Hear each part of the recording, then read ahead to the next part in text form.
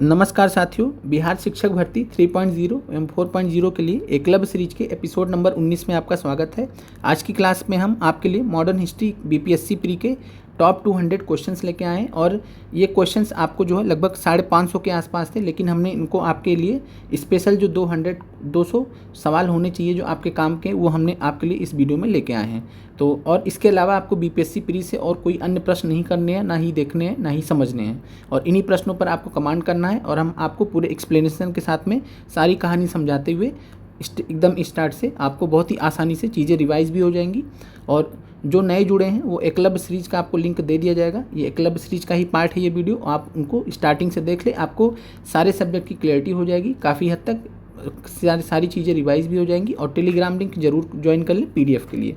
PDF जो है class होती है शाम को, पीडीएफ आपको दे दिया जाता है। अब आते हैं प्रश्न पर आने से पहले हम आपको थोड़ा सा 1 मिनट के अंदर आपको जो है हम आपको रूपरेखा बता देते हैं कि सन 1600 में ईस्ट इंडिया कंपनी की स्थापना हुई थी। और उस समय भारत के जो मुग़ल सम्राट थे अकबर महान, तो अकबर थे। और इसके बाद फिर जो है महत्वपूर्ण जो घटनाएं हुई हैं, जहां से परीक्षा में प्रश्न आपसे पूछा जाता है, वो है प्लासी का युद्ध। तो प्लासी का युद्ध महत्वपूर्ण है। क्यों महत्वपूर्ण है?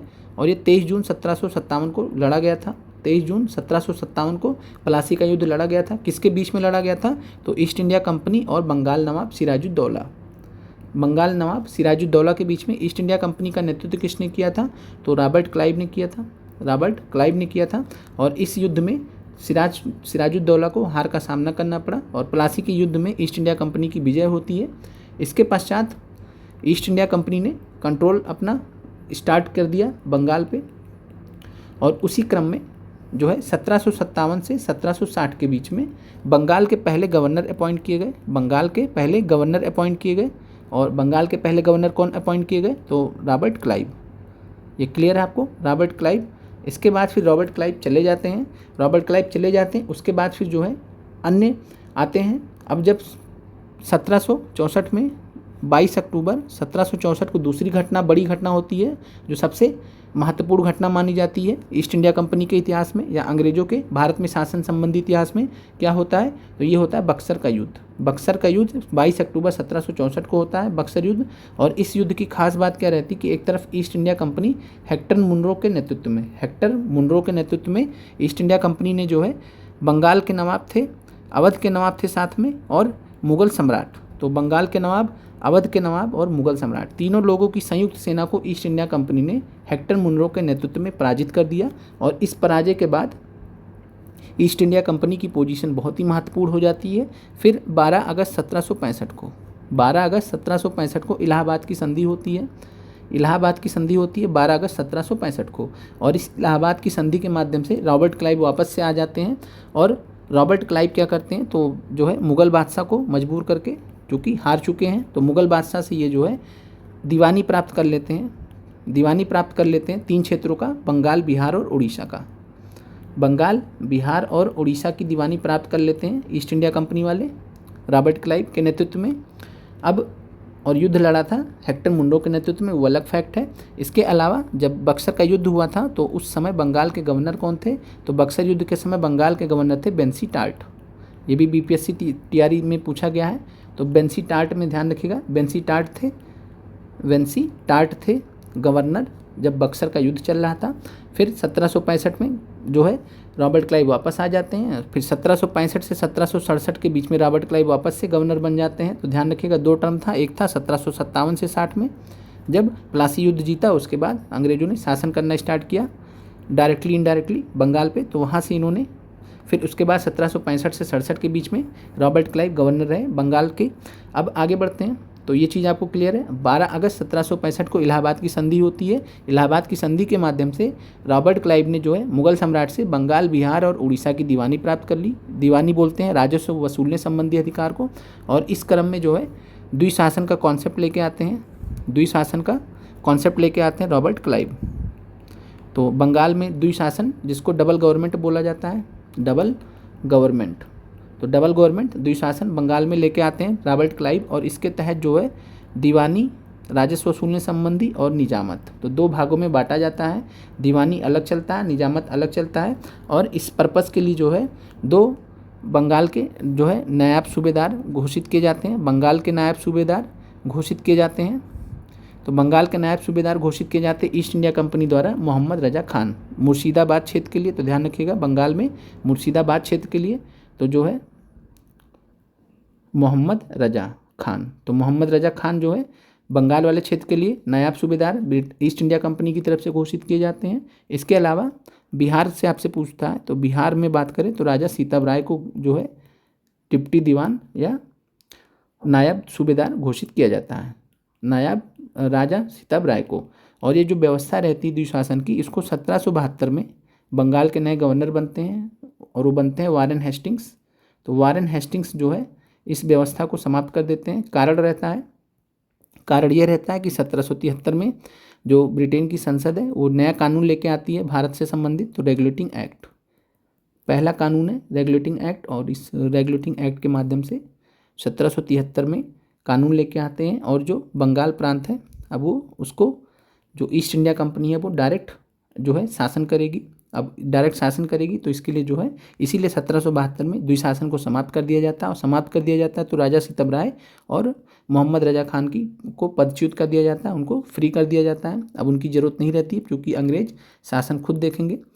अब प्रश्न है यहाँ पे, इलाहाबाद की संधि के बाद रॉबर्ट क्लाइव ने मुर्शिदाबाद का उपदीवान किसे बनाया था? तो मुर्शिदाबाद या बंगाल क्षेत्र की बात करें तो आंसर है मोहम्मद रजा खान। फिर अगला प्रश्न है, अब यहाँ पे एक प्रश्न यहीं पे बन जाता है कि बिहार क्षेत्र के लिए जो है उपदीवान किसको बनाया गया था? रॉबर्ट क्लाइव ने किसको बनाया था या ईस्ट इंडिया कंपनी ने किसको बनाया था? तो सीताब राय को, राजा सीताब राय को। आगे बढ़ते हैं। मुगल सम्राट शाह आलम द्वितीय ने ईस्ट इंडिया कंपनी को बंगाल, बिहार और उड़ीसा की दीवानी कब प्रदान की थी? तो ये 12 अगस्त 1765 को ईस्ट इंडिया कंपनी को बंगाल, बिहार और उड़ीसा की दीवानी प्राप्त हो जाती है। आगे बढ़ते हैं। बंगाल में द्विशासन प्रणाली किसके द्वारा लागू की गई थी? तो बंगाल में द्विशासन, जिसको डबल गवर्नमेंट बोला जाता है, उसको किसने लागू किया था? तो रॉबर्ट क्लाइव ने। आंसर हो जाएगा रॉबर्ट क्लाइव। फिर आगे बढ़ते हैं। और इसके अलावा एक द्वैत शासन आपने 1919 में पढ़ा है, द्वैत शासन 1919 में पढ़ा। तो जब बंगाल का द्वैत शासन आएगा तो रॉबर्ट क्लाइव की बात होगी, दीवानी और निजामत व्यवस्था की बात होगी। लेकिन जब द्वैत शासन ओवरऑल बात होगी तो 1919 वाले कानून की बात कर रहा होगा। तो ध्यान रखिएगा, 1919 का कानून प्रांतों में द्वैत शासन था, वो अलग कॉन्सेप्ट है। आगे बढ़ते हैं। द्वैत शासन का जनक किसे कहा जाता है? तो यह प्रश्न जो है यहीं से संबंधित है। और द्वैत शासन, अब ये प्रश्न 1919 वाले से पूछ रहा है। तो 1919 में भारत सरकार अधिनियम द्वारा प्रांतों में द्वैत शासन लागू किया गया था। और इसके जनक थे, इसका कॉन्सेप्ट को किसने बनाया था? तो सर लियोनेल कर्टिस ने। अगला प्रश्न है, भारत में प्रथम रेलवे लाइन किस ब्रिटिश गवर्नर के समय में बिछाई गई थी? तो यह जो है लॉर्ड डलहौजी के टाइम में, आपको याद होगा 1853 में जो है बॉम्बे से थाने, और ये 1853 में हुआ था। तो लॉर्ड डलहौजी थे उस समय। लॉर्ड डलहौजी का टाइम क्या है? 1848 से 1856, ये ध्यान रखिएगा। इसके अलावा लॉर्ड डलहौजी जो है व्यपगत सिद्धांत के लिए फेमस था। व्यपगत सिद्धांत, हड़प नीति, जिससे राज्यों को हड़प रहा था लगातार, और इसके वजह से भी जो है कई सारी उत्प्रेरक घटनाएं थी जो इसके कारण से हुई, और भारत जो क्रांति हुई उस वजह से काफ़ी हद तक जिम्मेदार ये भी थे। अब बात करते हैं आगे। तो इस प्रश्न का आंसर हो जाएगा लॉर्ड डलहौजी। 1857 में भारत का गवर्नर जनरल कौन था? तो 1857 की क्रांति के समय भारत के गवर्नर जनरल थे लॉर्ड कैनिंग। डलहौजी 56 में ही चले जाते हैं, 1848 से 56 में ही चले जाते हैं। लॉर्ड कैनिंग आते हैं 1856 से 1858। फिर 1858 में अधिनियम आता है। 1858 का जो अधिनियम रहता है वो गवर्नर जनरल को की जगह पे वायसराय शब्द का प्रयोग करता है। तो अब वायसराय हो जाएंगे, तो कैनिंग ही रहते हैं। तो कैनिंग को वायसराय घोषित कर दिया जाता है पहला, और वो आखिरी गवर्नर जनरल भी होते हैं। कैनिंग जो है 1858 से 62 तक वायसराय के रूप में कार्य करते हैं। आगे बढ़ते हैं। अंग्रेजी भारतीय सेना में चर्बी वाले कारतूसों से चलने वाली एनफील्ड राइफल कब शामिल की गई थी? तो एनफील्ड राइफल जब शामिल करने की बात करेगा तब आंसर होगा दिसंबर 1856, और पूछेगा प्रयोग में कब लाया जाने लगा, तब आंसर होगा जनवरी 1857। तो ध्यान रखिएगा, प्रयोग में कब लाया गया था? तो ये जो है एनफील्ड राइफल को चर्बी लगे कारतूसों को तो जनवरी 1857 से स्टार्ट कर दिया गया था, लेकिन शामिल कब किया गया था तो दिसंबर 1856 में। ये फ़र्क है, तो ये ध्यान रखिएगा, कन्फ्यूजन ना हो आपको। आगे बढ़ते हैं। और ये आपको अच्छे से पता है कि जो 1857 का विद्रोह था उसका तात्कालिक कारण में यह कारतूस था, इनफील्ड राइफल में जो प्रयोग होता था, तात्कालिक कारण में धर्म से मामला जुड़ गया। फिर है 1857 के विद्रोह का नेतृत्व बिहार में किसने किया था, तो बिहार में ध्यान रखिएगा, बिहार में पूछेगा तब आंसर कुंवर सिंह होगा। इसके अलावा बिहार में आरा, दानापुर, जगदीशपुर इन क्षेत्रों की जब भी बात करेगा तब आंसर होंगे कुंवर सिंह। और कुंवर सिंह जो है ने जो है 1858 तक जगदीशपुर में पूरा सेंटर बना रखा था। 1857 की क्रांति का तगड़ा इन्होंने विरोध किया। आगे बढ़ते हैं। और इसके अलावा इनके जाने के बाद 1858 में इनका जो है शहीद हुए, देहांत हुआ उनका। उसके बाद इनके भाई थे अमर सिंह ने क्रांति को आगे बढ़ाया। इसके अलावा इनके कमांडर इन चीफ थे कुंवर सिंह के, उनका नाम था हरे कृष्णा सिंह। तो Hare Krishna Singh commander in chief थे किसके, कुंवर सिंह जी के। इसके अलावा आपसे प्रश्न पूछता है पटना में किसने नेतृत्व प्रदान किया था, तब वहाँ आंसर बदल जाएगा, पीर अली हो जाएगा। तो ध्यान रखिएगा, पटना में बिहार में 1857 की क्रांति के दौरान पटना में विद्रोह का नेतृत्व किसने किया था 1857 की क्रांति का, तो पीर अली एक पुस्तक विक्रेता थे। इसके अलावा जो है आपको ध्यान रखना है, असम में आपको ध्यान रखना है, असम में दीवान मनीराम दत्त, ये आपसे पूछा जा सकता है। तो दीवान मनीराम दत्त थे, तो दीवान मनीराम दत्त ने नेतृत्व प्रदान किया था असम में। इसके अलावा जो है आपको ध्यान रखना है फैजाबाद में, तो फैजाबाद में जो है मौलवी अहमदुल्ला, ध्यान रखिएगा, फैजाबाद में मौलवी अहमदुल्ला ने नेतृत्व प्रदान किया था। इसके बाद आपसे इलाहाबाद का पूछता है, तो इलाहाबाद महत्वपूर्ण है, आज प्रयागराज के नाम से जाना जाता है। तो मौलवी लियाकत अली, तो ध्यान रखिएगा इलाहाबाद में मौलवी लियाकत अली ने नेतृत्व प्रदान किया था। इसके अलावा आपसे प्रश्न पूछा गया था कानपुर क्षेत्र के बारे में, तो कानपुर में नेतृत्व प्रदान किया था नाना साहब ने, और नाना साहब ने अपने आप को पेशवा घोषित किया था। क्या घोषित किया था, पेशवा घोषित किया था मुगल बादशाह का। इसके अलावा नाना साहब के जो कमांडर इन चीफ थे वो थे तात्या टोपे थे। इसके अलावा नाना साहब के जो सलाहकार थे अजीमुल्ला खान थे, तो ये महत्वपूर्ण है, ये आपको ध्यान रखना। इसके अलावा 1857 की क्रांति का प्रारंभ कहाँ से हुआ था, तो 10 मई को हुआ था मेरठ से। और आपसे प्रश्न पूछा गया बीपीएससी तैयारी में कि मेरठ में किसने जो है 1857 की क्रांति का नेतृत्व किया था, तो मेरठ से किया था चौधरी कदम सिंह जी ने। तो चौधरी कदम सिंह ने मेरठ में नेतृत्व प्रदान किया था 1857 की क्रांति का। तो ये महत्वपूर्ण तथ्य थे जो आपको ध्यान रखना। बाकी इसके अलावा झांसी की रानी लक्ष्मीबाई आपको पता ही है। अब आगे बढ़ते हैं। लखनऊ में बेगम हजरत महल जी हैं। इसके अलावा आपको जो प्रतीक था 1857 की क्रांति का, कमल और रोटी, तो ध्यान रखिएगा कमल और रोटी था जो प्रतीक था। आगे बढ़ते हैं। फिर और यहाँ पे ध्यान रखिएगा कि 26 अप्रैल 1858 को देहांत हुआ था। आपसे प्रश्न पूछा गया था कि किस वर्ष इनका देहांत हुआ था, तो आंसर था 1858, लेकिन आप डेट भी याद रखिए। आगे बढ़ते हैं। और 1858 के बाद इनके भाई अमर सिंह ने कार्य जारी रखा था। तो 1857 के विद्रोह का नेतृत्व किसने किया था बिहार में, तो आंसर हो जाएगा कुंवर सिंह जी। फिर है जगदीशपुर के किस व्यक्ति ने 1857 के विप्लव में क्रांतिकारियों का नेतृत्व किया, तो फिर से कुंवर सिंह जी। आगे बढ़ते हैं। फिर अगला प्रश्न है, कुंवर सिंह अंग्रेजों के खिलाफ 1857 के विद्रोह में किस जगह शामिल हुए थे, तो बहुत महत्वपूर्ण प्रश्न है, आंसर है आरा। तो ध्यान रखिएगा आरा में कुंवर सिंह अंग्रेजों के खिलाफ 1857 के विद्रोह में शामिल हुए थे। और इसके अलावा जो है और कब हुआ था, तो 25 जुलाई 1857 को दानापुर में सैनिकों की 3 रेजिमेंटों ने विद्रोह कर दिया था। 26 जुलाई को ये सैनिक आरा पहुंचे थे। यहाँ पे कुंवर सिंह ने नेतृत्व स्वीकार किया था। तो अगर आपसे प्रश्न पूछे कुंवर सिंह ने नेतृत्व कब अपने हाथों में लिया था 1857 की क्रांति का, तो 26 जुलाई 1857। आगे बढ़ते हैं। और यहाँ पे अगला प्रश्न है, इनमें से किसने 1857 के विद्रोह में सक्रिय भाग लिया था, तो नाना साहब ने कानपुर से लिया था, अपने आप को पेशवा घोषित किया था। बेगम हजरत महल जी ने लखनऊ में पार्टिसिपेट किया था। मौलवी अहमदुल्ला ने फैजाबाद में, बेगम जीनत महल दिल्ली। तो यहाँ पे जो विकल्प है सक्रिय रूप से भाग लिया था, तो सक्रिय रूप से तो भाग सभी ने लिया था, तो आंसर हो जाएगा उपयुक्त में से एक से अधिक। और आगे बढ़ने से पहले आपकी जानकारी के लिए बता दें कि हमने आपके लिए क्विज के जो क्वेश्चंस हैं वो अपडेट कर दिए हैं। इस समय 400 क्वेश्चन तक के पहुंच चुके हैं। Bihar special history, Bihar special geography सबके प्रश्न हैं। करंट अफेयर्स के हमने प्रश्न दिए हैं, साथ में हमने करंट अफेयर को आपको पहली क्लास भी दी है, तो आप उनको भी ज़रूर देखें। और हम कोशिश करेंगे कि आज जो है शाम तक करंट अफेयर की दूसरी क्लास लाने का प्रयास करें।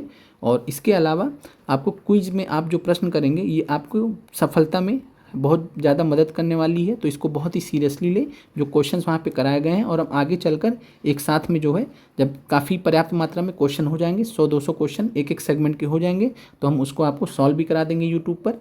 तो आप प्रश्नों को अटैम्प्ट जरूर करें। और हमेशा ध्यान रखने, जब भी आप प्रश्नों को अटैम्प्ट कर रहे हैं, A B C D 4 option होते हैं, क्योंकि 5 ऑप्शन का विकल्प नहीं होता है यूट्यूब पर। तो ये 4 ऑप्शंस आपको, चारों ऑप्शंस बहुत अच्छे से पढ़ना, उसके बाद विचार करके लगाना। ऐसे नहीं कि बस सामने दिख रहा है तो बस आप क्लिक कर दिए देखने के लिए कि कौन सा सही आंसर है, ये आपको नहीं करना है। आप एज ए टेस्ट अटेम्प्ट कीजिएगा, ठीक है। अब इसके अलावा आप कैसे जो है, ये प्रश्न हो गया। और आप कैसे जाएंगे, तो आप चैनल पे जाइएगा, हमारे यूट्यूब चैनल PCS एजुकेटर भी संदीप पे जाइए, चैनल पे क्लिक कीजिए, वहाँ पे वीडियोज़ होते हैं, प्लेलिस्ट का ऑप्शन होता है, प्लेलिस्ट के ऑप्शन के बगल में कम्युनिटी सेक्शन होता है। कम्युनिटी सेक्शन में आप नीचे स्क्रॉल करके आइएगा, आपको सारे क्विज के क्वेश्चंस मिल जाएंगे। आगे बढ़ते हैं और आप उनको जरूर कर लें। साथ में जो आपको बिहार स्पेशल शॉर्ट्स दिए जा रहे हैं, एक से एक अच्छे टॉपिक पे, तगड़े टॉपिक पे आपको दिए जा रहे हैं। आपकी जो डिमांड्स होती हैं उसके हिसाब से भी हम वीडियोस लाते हैं, तो इनको आप जरूर देखें और आपकी सफलता में ये बहुत हेल्प करने वाले हैं। आते हैं अगले प्रश्न पर। 1857 के विद्रोह का बिहार में 15 जुलाई 1857 से 20 जनवरी 1858 तक केंद्र क्या था? तो केंद्र आपको पता है जहाँ पे, तो जगदीशपुर। तो केंद्र कहाँ था? जगदीशपुर में था। आगे बढ़ते हैं। 1857 के विद्रोह को किस उर्दू कवि ने देखा था? तो ये मिर्ज़ा गालिब थे जिन्होंने इसको अपनी आंखों से देखा था। फिर निम्नलिखित में से कौन सा ईस्ट इंडिया कंपनी के सिपाहियों को विद्रोही बनाने का कारण नहीं था? तो ईसाई धर्म फैलाने के लिए कंपनियों के अधिकारियों का प्रयास, तो ये कारण था विद्रोही बनाने का सिपाहियों को। जहाज पर यात्रा करने के लिए सिपाहियों को आदेश, ये भी कारण था। भत्ते की रोकथाम, ये भी कारण था। ये कारण नहीं था। अधिकारियों की अक्षमता, ये कारण बिल्कुल नहीं था। तो ये आंसर हो जाएगा। कॉन्सेप्चुअल क्वेश्चन है। फिर है झांसी की रानी लक्ष्मीबाई की मृत्यु कहाँ हुई थी? तो झांसी की रानी लक्ष्मीबाई जी ने जो है झांसी में युद्ध किया था, ग्वालियर में युद्ध किया था, और ग्वालियर में युद्ध के दौरान इनकी मृत्यु हो गई थी। तो इसलिए इनकी समाधि भी कहाँ बनी है? तो ग्वालियर में बनी है, ध्यान रखिएगा। और एक किस अंग्रेज जनरल के विरुद्ध लड़ते हुए शहीद हुई थी? तो जो है ह्यूज रोज। और ह्यूज रोज ने इनको बोला भी था कि जो है अकेली मर्द हैं, जितने भी सारे लोग योद्धा लड़ रहे हैं अकेली मर्द हैं, इतनी ज़्यादा बहादुरी से ये लड़ी थी। आगे बढ़ते हैं। जो प्रश्न महत्वपूर्ण नहीं है उसको हम हटा दे रहे हैं, वैसे हमने कोशिश किया, हटा दिया ऑलरेडी। 1-2 क्वेश्चन हो सकते हैं। 1857 के विद्रोह में बिहार का कौन सा भाग अप्रभावित रहा? दानापुर हमने पढ़ा है, दानापुर कुंवर सिंह से जुड़ा, आरा भी जुड़ा है, पटना भी पीर अली से जुड़ा है, मुजफ्फरपुर क्षेत्र भी बॉर्डर पे ही था, तो आरा जगदीशपुर ये क्षेत्र, तो मुजफ्फरपुर भी था। मुंगेर ध्यान रखिएगा, मुंगेर जो है ये अप्रभावित रहा था। मुंगेर में 1857 की क्रांति का कोई असर नहीं था।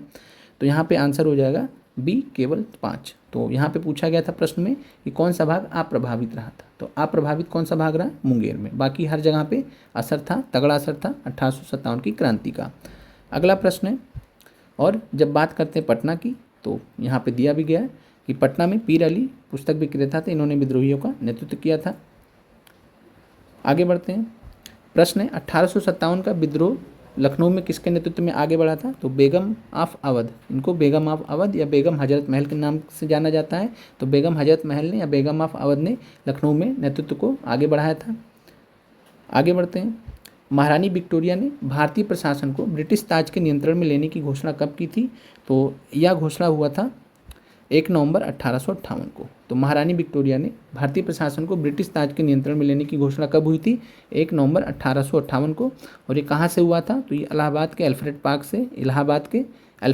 से। और इसको जो है लॉर्ड कैनिंग ने इस घोषणा पत्र को पढ़ के सुनाया था। लॉर्ड कैनिंग ने इस घोषणा पत्र को पढ़ के सुनाया था कि जो है महारानी विक्टोरिया अब से भारत का प्रशासन देखेंगी, यानी ब्रिटिश ताज के अधीन अब भारत होगा। और 1858 के अधिनियम के माध्यम से ही जो भारत पे ईस्ट इंडिया कंपनी का शासन चल रहा था उसको समाप्त करके क्राउन का शासन रख दिया गया, यानी ब्रिटिश ताज के अधीन भारतीय जो है क्षेत्र को रख दिया गया। तो भारत जो है ब्रिटिश ताज के अधीन आ गया 1858 से 1947 तक। तो ये ध्यान रखिएगा। और 1773 से लेकर 1858 तक का जो समय था ये ईस्ट इंडिया कंपनी का शासन था। 1858 से 1947 ब्रिटिश ताज के अधीन शासन भारत अब आ गया, और ये घोषणा कब हुई थी? 1 नवंबर 1858 को। आगे बढ़ते हैं। अगला प्रश्न है, निम्नलिखित में से किसने 1857 के विद्रोह को एक षड्यंत्र की संज्ञा दी थी? बहुत ही महत्वपूर्ण प्रश्न है। षड्यंत्र किसने कहा था? तो ध्यान रखिएगा, सर जेम्स आउट्रम और डब्ल्यू टेलर। तो सर जेम्स आउट्रम और डब्ल्यू टेलर ने 1857 के विद्रोह को हिंदू मुस्लिम षड्यंत्र कहा था। हिंदू मुस्लिम षड्यंत्र कहा था। आगे बढ़ते हैं। अगला प्रश्न है, 1857 के विद्रोह को किसके द्वारा प्रथम भारतीय स्वतंत्रता संग्राम के रूप में वर्णित किया गया था? तो ये बहुत ही महत्वपूर्ण क्वेश्चन है, बार बार बीपीएससी द्वारा पूछा जा रहा है। आंसर है बी.डी. सावरकर। बीपीएससी टीआरई में भी बार बार पूछा जा रहा है, और इन प्रश्नों को करना आपके लिए बहुत ज़रूरी था, और आपका बहुत ही कम समय में ये क्वेश्चंस पूरे हो जाएंगे। अंतिम समय के लिए आप 3 से 4 बार वीडियोस को देख लीजिए अगर आपको दिक्कत हो, और जो पहले से देखते आ रहे हैं उनका तो क्लियर ही है। और आप अगर पीडीएफ से पढ़ने में दिक्कत हो तो आप वीडियो भी आराम से, हमारा वीडियो तो आप चैनल पे देख ही रहे हैं, आराम से रिवाइज भी कर सकते हैं। बात करें बी.डी. सावरकर ने अपनी पुस्तक the Indian war of independence, तो ध्यान रखिएगा पुस्तक का नाम क्या था? Indian war of independence. और इसमें 1857 के विद्रोह को इन्होंने स्वतंत्रता, प्रथम भारतीय स्वतंत्रता संग्राम बोला था। तो प्रथम भारतीय स्वतंत्रता संग्राम किसने बोला था? बी.डी. सावरकर। बहुत महत्वपूर्ण है। आगे बढ़ते हैं। फिर अगला प्रश्न है, नील कृषकों की दुर्दशा पर लिखी गई पुस्तक नील दर्पण के लेखक कौन थे? तो नील दर्पण नील कृषकों की दुर्दशा पर लिखी गई पुस्तक थी, और इसके लेखक थे दीनबंधु मित्र। बहुत ही महत्वपूर्ण सवाल है। और साथ में बात करें तो जो है नील विद्रोह हुआ था। नील विद्रोह हुआ था, कब हुआ था? तो नील विद्रोह हुआ था 1859-60 में। 1859-60 में नील विद्रोह हुआ था। और नील विद्रोह के नेता कौन थे? तो नील विद्रोह के नेता थे विष्णु विश्वास और दिगंबर विश्वास। पूछा गया है। तो विष्णु और दिगंबर विश्वास 2 भाई थे। इन्होंने नील विद्रोह का नेतृत्व किया था बंगाल में। और ये जो विद्रोह था किससे प्रभावित था? तो दीनबंधु मित्र के जो लिखी गई पुस्तक थी, जो नाटक था नील दर्पण के नाम से, और नील दर्पण में इन्होंने पूरा चित्रण किया था। आगे बढ़ते हैं। वह प्रथा जिसके तहत किसान स्वयं भूमि का मालिक होता था और सरकार को भू राजस्व के भुगतान के लिए जिम्मेदार माना जाता था, इसको क्या बोला जाता है? तो वह प्रथा, तो इसमें जो है किसान जिसमें भूमि का मालिक स्वयं होता था, इस प्रथा को बोला जाता था रैयतवाड़ी व्यवस्था। तो इसमें ब्रिटिश सरकार जो है ईस्ट इंडिया कंपनी और जो किसान थे उनके मध्य सीधा सीधा समझौता होता था। और इसके अलावा जो है जमींदारी प्रथा है। जमींदारी प्रथा को 1793 में स्टार्ट किया था। किसने? 1793 में लॉर्ड कॉर्नवालिस ने स्टार्ट किया था। ये जमींदारों वर्ग यहाँ पे बनाया गया था, और जमींदारों के माध्यम से वसूला जाता था। अब माहलवाड़ी प्रथा है। तो माहलवाड़ी प्रथा के बारे में आपने लगान मूवी में देखा होगा। तो माहलवाड़ी प्रथा में कई सारे गाँवों को एक कर दिया जाता था, और एक प्रधान को नियुक्त कर दिया जाता था कि आप जो है ब्रिटिश सरकार को सभी गाँवों से जो टैक्स रहेगा उसको वसूल के आप हमें देंगे। तो ये माहलवाड़ी प्रथा थी। रैयतवाड़ी प्रथा में किसान सीधे जो है टैक्स देता था ईस्ट इंडिया कंपनी को या सरकार को। आगे बढ़ते हैं। पागल पंथ की स्थापना किसने की थी? तो ब्रिटिश जो है बीपीएससी तैयारी में प्रश्न आपने देखा है। तो पागल पंथ जो है इसकी स्थापना की थी करम शाह ने। तो करम शाह ध्यान रखिएगा। और इसके अलावा इनके पुत्र भी थे, टीपू भी थे। फराजी कौन थे? तो फराजी के बारे में भी आपसे पूछा गया। तो फराजी जो है हाजी शरीयतुल्लाह के अनुयायी थे। तो फराजी कौन थे? हाजी शरीयतुल्लाह के अनुयायी थे। और इनके नेतृत्व में जो है 1818 से 62 के बीच में स्टार्ट हुआ था। तो शरीयतुल्लाह के पुत्र थे दादू मियाँ। इन्होंने बंगाल से अंग्रेज़ों को निकालने की योजना बनाई थी, और इससे संबंधित है। और फराजी जो लोग थे, फराजी संप्रदाय था, ये हाजी शरीयतुल्लाह द्वारा प्रभावित था। उन्हीं के संप्रदाय के अनुयायी थे। फरेजी आंदोलन की शुरुआत किसने की थी? तो हाजी शरीयतुल्लाह ने फरेजी आंदोलन की शुरुआत की थी। इसके अलावा आपसे बीपीएससी हेड टीचर में एक प्रश्न पूछा था तिलका मांझी का, तो उनके बारे में भी जान लीजिए। तिलका मांझी कौन है? तो तिलका मांझी जो है भारत के प्रथम आदिवासी विद्रोही हैं। तो ध्यान रखिएगा, प्रथम भारत में जो आदिवासी जिसने विद्रोह किया हो तो यही है तिलका मांझी। तो ध्यान रखिएगा। और कब किया था इन्होंने विद्रोह? 1784 में। 1899 में मुंडा ने जो है बिरसा मुंडा ने विद्रोह किया था, लेकिन उससे जो है काफ़ी पहले 1784 में तिलका मांझी ने जो है प्रथम भारतीय बने थे या प्रथम आदिवासी बने थे जिन्होंने विद्रोह किया था। तो ध्यान रखिएगा, प्रथम आदिवासी नेता थे जिन्होंने विद्रोह किया था। आगे बढ़ते हैं। कूका आंदोलन को किसने संगठित किया था? महत्वपूर्ण सवाल है। और कूका आंदोलन की बात करें तो कूका आंदोलन को जो है गुरु राम सिंह ने संगठित किया था। कूका आंदोलन जो है ये जुड़ा हुआ था और राजनीतिक आंदोलन बाद में बन गया था। पहले धार्मिक आंदोलन के रूप में स्टार्ट हुआ था, बाद में राजनीतिक आंदोलन बन गया था। और इसका जो है स्टार्ट किसने किया था, तो ध्यान रखिएगा, कूका आंदोलन की शुरुआत की थी भगत जवाहर मल द्वारा। तो भगत जवाहर मल ने कूका आंदोलन की शुरुआत 1840 में की थी। बीपीएससी बार बार यहाँ से प्रश्न पूछता है, तो ध्यान रखिएगा। और इसके जो संगठित किसने किया था, तो गुरु राम सिंह जी ने। प्रश्न है 1875 में दक्कन के दंगों का तत्कालिक कारण क्या था। तो 1875 के दक्कन के दंगों का तत्कालिक कारण क्या था, ये प्रश्न एनसीईआरटी से लिया गया है और नई वाली एनसीईआरटी बुक में दिया भी गया है दक्कन के दंगों के बारे में, डेक्कन रॉयट्स के बारे में। और यहाँ पे जो तत्कालिक कारण था वो था महाजनों के द्वारा ऊंची ब्याज दर। तो महाजन बहुत ज़्यादा ऊंची ब्याज दर वसूलते थे किसानों से, किसान जो है डेब्ट ट्रैप में फंसते जा रहे थे जो लोन ले लेके बेचारे। तो उसके बाद फिर 1875 में दक्कन का दंगा होता, वर्ष याद रखिएगा। फिर आगे बढ़ते हैं।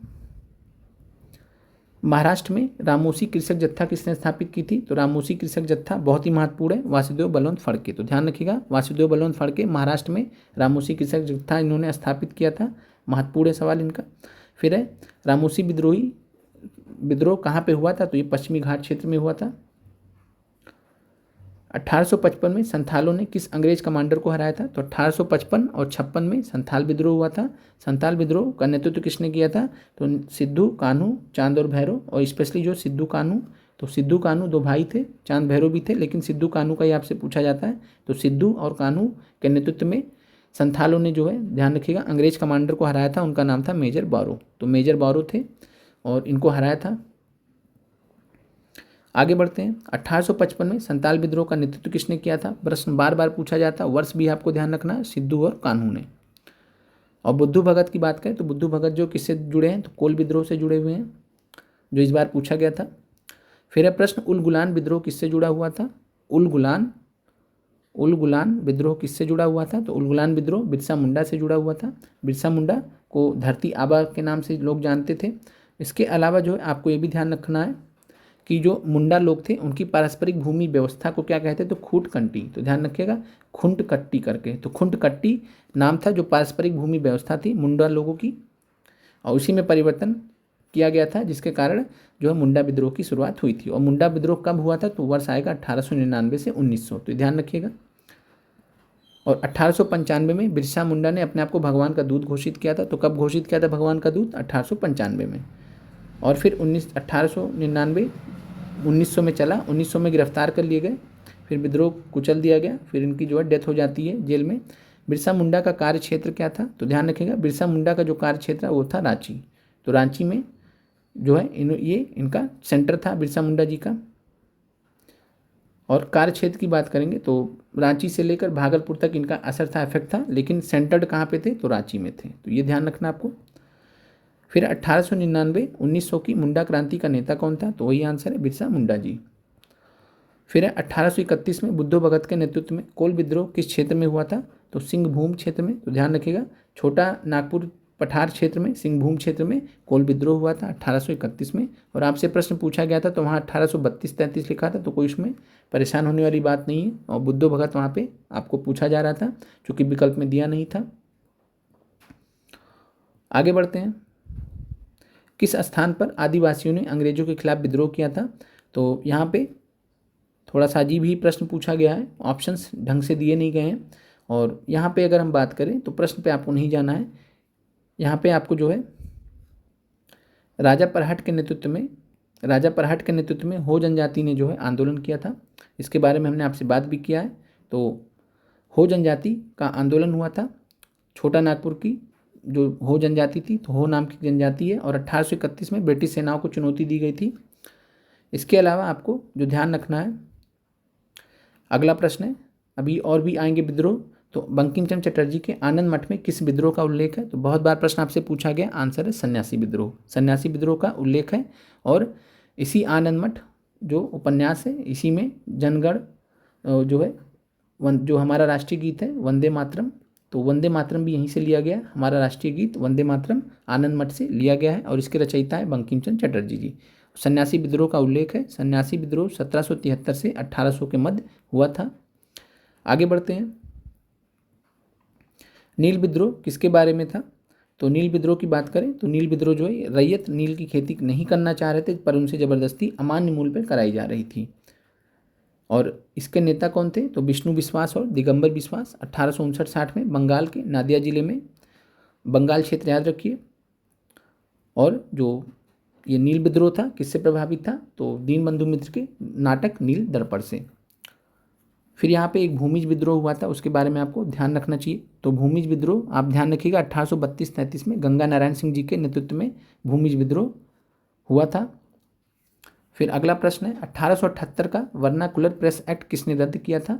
तो 1878 में वर्नाकुलर प्रेस एक्ट लेके आए थे लॉर्ड लिटन लेके आए थे, और इसको रद्द 1882 में किया गया था। तो किसने किया था? लॉर्ड रिपन ने। तो लॉर्ड रिपन ने किया था 1882 में।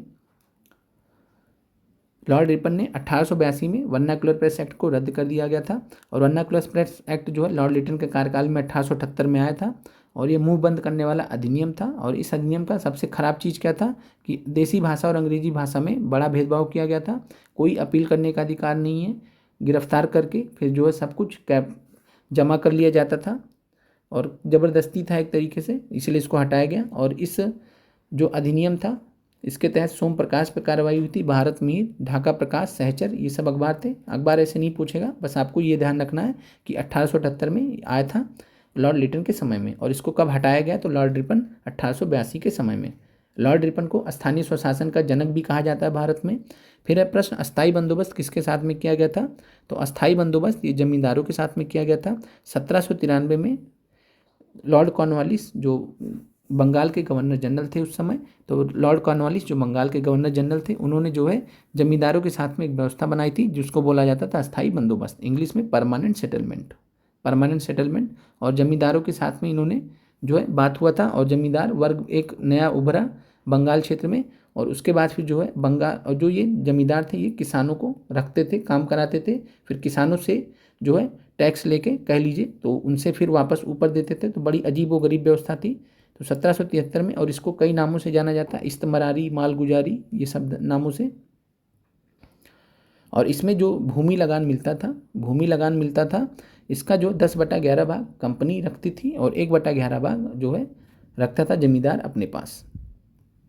आगे बढ़ते हैं, और इसमें किसानों का तगड़ा शोषण हुआ था। फिर है अगला रैयतवाड़ी व्यवस्था सर्वप्रथम कहाँ लागू की गई थी? तो रैयतवाड़ी व्यवस्था में किसान सीधे ईस्ट इंडिया कंपनी को या ब्रिटिश सरकार को जो है लगान देता था, और ये लागू हुआ था सबसे पहले मद्रास में। तो ध्यान रखिएगा मद्रास क्षेत्र में रैयतवाड़ी व्यवस्था लागू हुई थी। और रैयतवाड़ी व्यवस्था किसका जो है किसने लेके आए थे? तो टॉमस मुनरो। तो ध्यान रखिएगा टॉमस मुनरो का संबंध रैयतवाड़ी व्यवस्था से है। इसके अलावा अलेक्जेंडर रीड भी हैं। तो अलेक्जेंडर रीड और टॉमस मुनरो ने जो है कॉन्सेप्ट दिया था किसका? रैयतवाड़ी व्यवस्था का, और मद्रास प्रेसिडेंसी में सबसे पहले इसको लागू किया गया। फिर है प्रश्न बंगाल और बिहार में भूमि पर किराएदारों के अधिकारों को बंगाल किराएदारी अधिनियम द्वारा घोषित किया था। तो ये कब आया था? तो ध्यान रखिएगा 1885 में कानून आया था, और ये मामला चला था 1793 में जब अस्थाई बंदोबस्त लागू किया गया। तो उसके बाद फिर काफ़ी ज़्यादा मसले उठे, काफ़ी कोर्ट में काफ़ी ज़्यादा केसेस जाते थे, जिसमें जो भूमि पर किराएदार रहते थे उनका क्या अधिकार होगा, और साथ में जो जमींदार जो ज़मीन हड़पे रहते थे इस व्यवस्था के अधीन, तो काफ़ी ज़्यादा दिक्कतें होती थी, काफ़ी ज़्यादा केस कानून बड़ा पेचीदा हो रखा था, चलता रहता था। तो इसीलिए जो है ब्रिटिश सरकार ने भारत में बंगाल और बिहार पर भूमि पर किराएदारों के अधिकारों से संबंधित बंगाल किराएदारी अधिनियम, बंगाल टीनेंसी एक्ट 1885 में लागू किया गया था। और इसमें बताया गया कि क्या क्या अधिकार वगैरह होंगे जो किसान हैं। अगला प्रश्न है सत्यार्थ प्रकाश की रचना की गई थी। तो बहुत महत्वपूर्ण प्रश्न है, स्वामी दयानंद सरस्वती जी द्वारा। तो ध्यान रखिएगा स्वामी दयानंद सरस्वती जी द्वारा सत्यार्थ प्रकाश नामक पुस्तक की रचना की गई थी, और इसी सत्यार्थ प्रकाश में इन्होंने स्वराज शब्द का कॉन्सेप्ट दिया था। तो ध्यान रखिएगा स्वराज शब्द को सबसे पहले किसने एक्सप्लेन किया है या उसके बारे में कुछ लिखा सबसे पहले? तो स्वामी दयानंद सरस्वती जी ने। इनके जो है मूल शंकर इनका नाम था बचपन का या शुरू का, और इन्होंने जो है वेदों की ओर लौटो का नारा दिया है। दयानंद सरस्वती जी ने आर्य समाज की स्थापना की है। आर्य समाज की स्थापना कब की? 1875 में। वेदों की ओर लौटो का नारा दिया। इसके अलावा आपसे पूछा गया भारत भारतीयों के लिए, तो ये भी इन्होंने कहा था भारत भारतीयों के लिए है, ये इन्होंने ही कहा था स्वामी दयानंद सरस्वती जी ने। टीआरई में पूछा गया है। आगे बढ़ते हैं। फिर अमृत बाजार पत्रिका की स्थापना किसने की थी? तो अमृत बाजार पत्रिका की बात करें तो शिशिर कुमार घोष। महत्वपूर्ण है, तो ध्यान रखिएगा, शिशिर कुमार घोष जी ने जो है अमृत बाजार पत्रिका की स्थापना की थी। आगे बढ़ते हैं। महात्मा गांधी पर चंपारण सत्याग्रह के लिए कब अभियोग चलाया गया था? तो ये 1917 की बात है। 1917 में अभियोग चलाया गया था और इसके बारे में हमने ऑलरेडी बहुत डिस्कस किया है। बाकी आप शॉर्ट्स जरूर देख लिया करें, शॉर्ट्स में आपको काफ़ी एक्स्ट्रा जानकारी भी दी जाती है और वहाँ से आपकी तैयारी मजबूत भी हो सकती है। अगला प्रश्न है, मुस्लिम लीग और भारतीय राष्ट्रीय कांग्रेस द्वारा लखनऊ संधि पर हस्ताक्षर कब किए गए थे? इसको लखनऊ समझौता भी कहा जाता है। तो ये कब हुआ था? 1916 में। 1916 में लखनऊ संधि हुई थी या लखनऊ समझौता हुआ था, लखनऊ पैक्ट भी बोला जाता है 1916 में। किसके मध्य? मुस्लिम लीग और भारतीय राष्ट्रीय कांग्रेस के। और मुस्लिम लीग का जो डिमांड था पृथक निर्वाचन का, उसको भारतीय राष्ट्रीय कांग्रेस ने एक्सेप्ट कर लिया। ये दोनों लोग साथ में हो गए। इसके अलावा एक घटना और हुई थी, वो क्या हुई थी? नरम दल और गरम दल एक हो गया कांग्रेस का। जो नरम दल और गरम दल जो 1907 में सूरत अधिवेशन के बाद अलग हो गए थे, वो वापस से 1916 अधिवेशन में जुड़ गए। और ये 1916 का अधिवेशन कहाँ हुआ था? तो लखनऊ में। तो ध्यान रखिएगा, 1916 के लखनऊ अधिवेशन में नरम दल और गरम दल एक हो गए।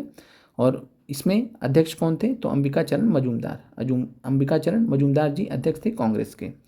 आगे बढ़ते हैं और हम आपको बहुत जल्दी मॉडर्न हिस्ट्री का जितनी भी पत्रिकाएं हैं, जो भी आपके डिमांड्स है, वो सब हम आपको जल्दी ही दे देंगे एक सीक्वेंस में। और जब भी हम टाइम निकाल के कोशिश करेंगे वो दे देंगे। आप उसके लिए परेशान ना हो, आपने ऑलरेडी क्लासेस कर रखी है तो आपको चिंता करने की जरूरत नहीं है। 1-2 दिन में आपको मिल जाएगा। जैसे ही हमको टाइम मिलेगा हम कर देंगे, आपका वो कंप्लीट कर देंगे। तो उसके लिए आपको परेशान नहीं होना। बाकी आप जो अलग डिफरेंट टॉपिक्स जो हमने आपको कई बार रह जाता, छूट जाता, जो हमने नहीं पढ़ाया, आप उसके बारे में कमेंट कर सकते हैं कि जो है सर ये पढ़ा दीजिए या सर ये इसका शॉर्ट्स लाइए, तो हम उसको भी कंसीडर कर लेंगे। सर स्टेफर्ड क्रिप्स दिल्ली कब पहुँचे थे? तो ये 23 मार्च 1942 को। तो ध्यान रखिएगा 1942 में कौन सा जो है मिशन आया था भारत में? क्रिप्स मिशन आया था। और क्रिप्स मिशन की अध्यक्षता किसने की थी? तो सर स्टेफर्ड क्रिप्स ने। 23 मार्च 1942 को ये आए थे। आगे बढ़ते हैं। इंग्लैंड में लॉर्ड्स के सदन में भारतीय स्वतंत्रता विधेयक कब पारित हुआ था? तो भारतीय स्वतंत्रता विधेयक के बारे में हमने आपसे बताया था कि हाउस ऑफ कॉमन्स में 15 जुलाई 1947 को पारित हुआ था और लॉर्ड्स के सदन में 16 जुलाई 1947 को जो हुआ था। उसके बाद जो है फाइनली, तो यहाँ पे आंसर हो जाएगा, चूंकि लॉर्ड्स के सदन में पूछा तो 16 जुलाई हो जाएगा और हाउस ऑफ कॉमन्स की बात करता तो 15 जुलाई आंसर हो जाता। और फिर फाइनली जो है 18 जुलाई 1947 को राजकीय स्वीकृति मिली थी। यानी जो राजकीय स्वीकृति होती है उसको कब मिला था? 18 जुलाई 1947 को। तो ये ध्यान रखिएगा 18 जुलाई 1947। आगे बढ़ते हैं। ऐतिहासिक मूल्यों के लिए प्रसिद्ध भारत माता को किसने पेंट किया था? तो भारत माता की पेंटिंग के लिए जो है अवनींद्रनाथ टैगोर। तो अवनींद्रनाथ टैगोर फेमस थे अपने टाइम में और इनका नाम ध्यान रखिएगा अवनींद्रनाथ टैगोर है। आगे बढ़ते हैं। इनमें से किसने भारत में ब्रिटिश साम्राज्य का संस्थापक माना जाता है? तो किसे भारत में ब्रिटिश साम्राज्य का संस्थापक माना जाता है? तो लॉर्ड क्लाइव 1740 के आसपास इन्होंने ज्वाइन किया था ईस्ट इंडिया कंपनी को। फिर वहाँ से जो है 1757 तक ले गए। 1757 में इन्होंने जो है प्लासी का युद्ध जीता। प्लासी का युद्ध जीतने के बाद फिर 1764 में जब बक्सर का युद्ध जीत लिया गया तो 1765 में वापस से आकर इन्होंने नेतृत्व किया। तो जो इस प्रकार भारत में ब्रिटिश साम्राज्य के वास्तविक संस्थापक जो माने जाते कौन है? Lord Clive. आगे बढ़ते हैं। 1757-60 से 65-67 के बीच में बंगाल के गवर्नर भी रहते और बंगाल में द्वैध शासन की व्यवस्था भी इन्होंने की थी, निजामत और दीवानी की। आगे बढ़ते हैं। बनारस हिंदू विश्वविद्यालय की स्थापना किस वर्ष हुई थी? तो बनारस हिंदू विश्वविद्यालय की स्थापना 1916 को हुई थी। किसने की थी? तो मदन मोहन मालवीय जी ने। तो ध्यान रखिएगा मदन मोहन मालवीय जी ने स्थापना किया था बनारस हिंदू विश्वविद्यालय का। आगे बढ़ते हैं और आप लोग ध्यान करके क्विज के क्वेश्चंस जरूर अटेम्प्ट कर लीजिएगा। हमने आज आपको फॉर एग्जांपल पटना से संबंधित जितने भी इंस्टीट्यूट हैं, जितने भी पटना में कॉलेज हैं, जितने भी संस्थान हैं जो बीपीएससी पूछा है आज तक, हमने सब कवर कर लिया, सबको प्रश्नों के माध्यम से कर लिया। आप एक बार देख लीजिए, बाकी हम एक साथ मिला के आपको एक्सप्लेन कर देंगे। फिर प्रश्न, स्वराज हमारा जन्मसिद्ध अधिकार है और हम इसे लेकर रहेंगे, यह नारा किसने दिया था? तो आपको बहुत अच्छे से पता है, यह नारा दिया था बाल गंगाधर तिलक जी ने। आगे बढ़ते हैं। सन 1904 में भारतीय विश्वविद्यालयों पर कड़े नियंत्रण लागू करने के लिए भारतीय विश्वविद्यालय अधिनियम किसने पारित किया था? तो लॉर्ड कर्जन के समय की बात है। 1899 से 1905 के बीच में था, 1905 के बीच में था और इस समय जो है भारतीय विश्वविद्यालय अधिनियम पारित किया गया था। आगे बढ़ते हैं।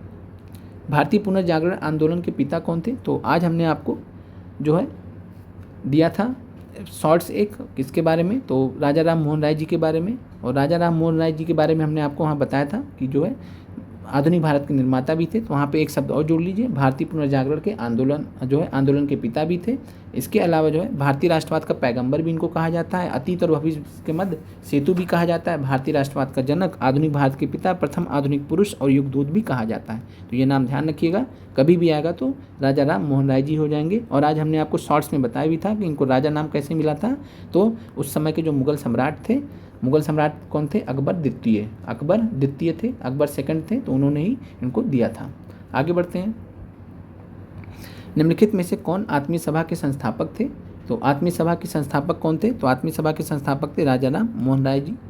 और ध्यान रखिएगा, काफ़ी ज़्यादा डाउट होता है, 1814 में आत्मीय सभा की इन्होंने स्थापना की थी, 1815 नहीं है। एक्चुअल में जो सही डेट है वो 1814 है। तो ध्यान रखिएगा, आत्मीय सभा की स्थापना राजा राम मोहन राय जी ने कब की थी? 1814 में। इसके अलावा ब्रह्म समाज के लिए फेमस है, ब्रह्म समाज की स्थापना इन्होंने कब की थी? 1828 में।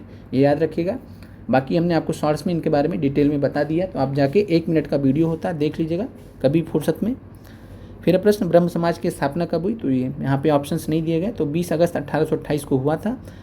तो ध्यान रखिएगा, ब्रह्म सभा के नाम से हुआ था। किसके नाम से? ब्रह्म सभा के नाम से। और बाद में चल के ये ब्रह्म समाज बना था। आगे बढ़ते हैं। राजा राम मोहन राय द्वारा ब्रह्म समाज की स्थापना कब हुई? तो यहाँ पे सही दिया गया 1828 में। डेट आपसे नहीं पूछा जाएगा, वर्ष याद रखना आपको। सती को गैर कानूनी किसने घोषित किया था? तो सती को गैर कानूनी घोषित किया था विलियम बेंटिक ने। विलियम बेंटिक 1829 में कानून लेके आए थे सती को गैर कानूनी घोषित करने के लिए।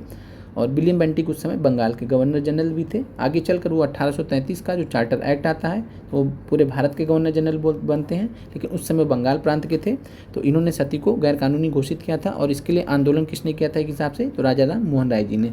राजा राम मोहन राय जी ने पूरा एक जो है सती प्रथा के विरुद्ध में आंदोलन चलाया था, और उन्हीं के जो है प्रयासों से ये लागू हो पाया था। आगे बढ़ते हैं। 1815 में प्रकाशित राजा राम मोहन राय की पहली पुस्तक का नाम क्या था? तो यहाँ पे जो है प्रश्न के हिसाब से थोड़ा सा टेढ़ा है। और इनकी पहली पुस्तक जो थी वो थी तूफ़त उल मुहाउद्दीन। तो ध्यान रखिएगा, तूफ़त उल मुहाउद्दीन थी इनकी पहली पुस्तक। और 1815 में जो इन्होंने बुक लॉन्च किया था वो था वेदांत ग्रंथ। तो यहाँ पे 1815 के हिसाब से देखेंगे तो वेदांत ग्रंथ है 1815। लेकिन तुआफुत मुहाउद्दीन, अगर पहली बुक की बात करेंगे तो आपको प्रश्न पे नहीं जाना है, पहली पुस्तक पूछेगा तो तूफ़त उल मुहाउद्दीन है 1803 में। लेकिन 1815 के हिसाब से पूछ रहा तो वेदांत ग्रंथ 1815 में इन्होंने वेदांत ग्रंथ यहाँ पे। आगे बढ़ते हैं। किसकी कानूनी समस्या के समाधान हेतु महात्मा गांधी जी को 1893 में दक्षिण अफ्रीका बुलाया गया था? तो हमने महात्मा गांधी जी के बारे में भी आपको बताया है शॉर्ट्स के माध्यम से। तो ये थे गुजरात के दादा अब्दुल्ला। गुजरात के दादा अब्दुल्ला थे, व्यापारी थे, उन्हीं के मामले में ये गए थे 1893 में। और फाइनली जो है 9 जनवरी 1915 को वापस आते हैं गांधी जी भारत। और 9 जनवरी को इसीलिए हम अप्रवासी दिवस मनाते हैं, NRI डे भी मनाते हैं। आगे बढ़ते हैं। बंगला नाटक नील दर्पण का अंग्रेजी अनुवाद किसने किया था? बहुत महत्वपूर्ण सवाल है। बंगला नाटक नील दर्पण का अंग्रेजी अनुवाद किसने किया था? तो आंसर है माइकल मधुसूदन दत्त। क्लियर है, ध्यान रखिएगा, महत्वपूर्ण सवाल है। इसके अलावा जी आप एपिसोड 1 और एपिसोड 3 देखिएगा, आपको कंप्लीट बिहार का जो है पूरे भारत का मॉडर्न हिस्ट्री जो बिहार के पर्सपेक्टिव से इंपॉर्टेंट है, और साथ में बिहार का स्पेशल हिस्ट्री आपको एपिसोड 1 और एपिसोड 3 में मिल जाएंगे। एपिसोड 2 और एपिसोड 4 में आपको प्रीवियस ईयर क्वेश्चंस रखे गए हैं। तो ये ध्यान रखिएगा, माइकल मधुसूदन दत्त जो है इन्होंने बांग्ला नाटक नील दर्पण का अंग्रेजी में अनुवाद किया था। नील दर्पण किसने लिखा था? तो नील दर्पण जो है इसके लेखक थे दीनबंधु मित्र। आगे बढ़ते हैं। कौन सा युग सही है? 1905 में बंगाल का विभाजन, तो बंगाल के विभाजन 1905 में हुआ है। 1908 में कांग्रेस में फूट, तो 1907 में हुआ है सूरत अधिवेशन में। 1919 में रौलट सत्याग्रह, तो ये सही है। तो फर्स्ट और थर्ड सही है, सेकंड गलत है। इसके अलावा बंगाल विभाजन से रिलेटेड आपको 3 डेट याद रखनी है।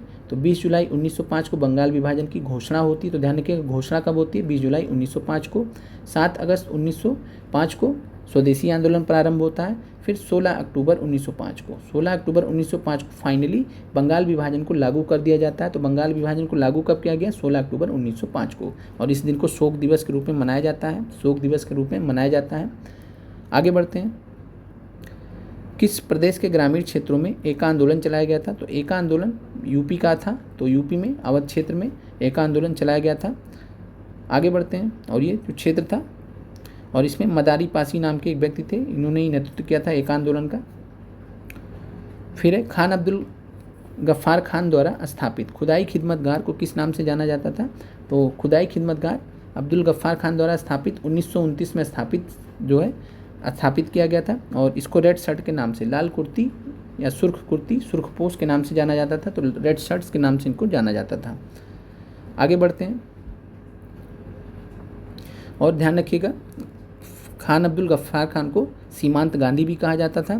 साथ में इन्होंने पख्तून नामक पत्रिका भी निकाली थी, तो ध्यान रखिएगा पख्तून नामक पत्रिका किसने निकाली थी? खान अब्दुल गफ्फार खान ने। आगे बढ़ते हैं, मैं जहाँ भी हूँ जगदीशपुर वहीं है, यह किसने कहा था? तो केवल एक ही आदमी कह सकते हैं, वीर कुंवर सिंह जी। आगे बढ़ते हैं, बिरसा मुंडा के अनुयायी उन्हें किसका अवतार मानते थे? तो बिरसा मुंडा के जो अनुयायी थे उन्हें धरती आबा का अवतार मानते थे, इसलिए उनको धरती आबा भी कहते थे। मुंडा विद्रोह को उलगुलान या महाविद्रोह भी कहा जाता है। मुंडा विद्रोह 1895 में स्टार्ट हुआ था, लेकिन इसका जो नेतृत्व था बिरसा मुंडा ने किया था, 1900 तक चला था। और जब आपसे पूछा जाएगा तो 1899 और 1900 मानना है। विद्रोह 1899 और 1900 को हुआ था। बिरसा मुंडा ने 1895 में स्वयं को भगवान का दूत घोषित किया था, और बिरसा मुंडा के जो अनुयायी थे, फॉलोअर्स थे, उन्हें धरती आबा का अवतार मानते थे। और बिरसा ने अपने समर्थकों को सिंह बोंगा की पूजा करने की सलाह दी थी। तो ध्यान रखिएगा किस देवता की पूजा करने की सलाह दी थी? तो सिंह बोंगा की पूजा करने की सलाह दी थी।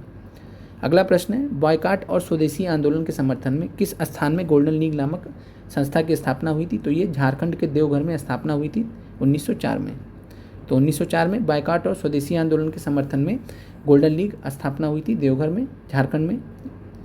आगे बढ़ते हैं,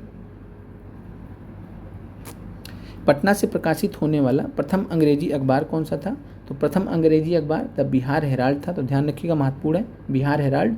इसके अलावा द इंडियन नेशन, ये काफ़ी लेट में आया है, 1931 में। दरभंगा के जो महाराजा थे कामेश्वर सिंह, उनका स्वामित्व था, उन्हीं का था ये इंडियन नेशन। आगे बढ़ते हैं,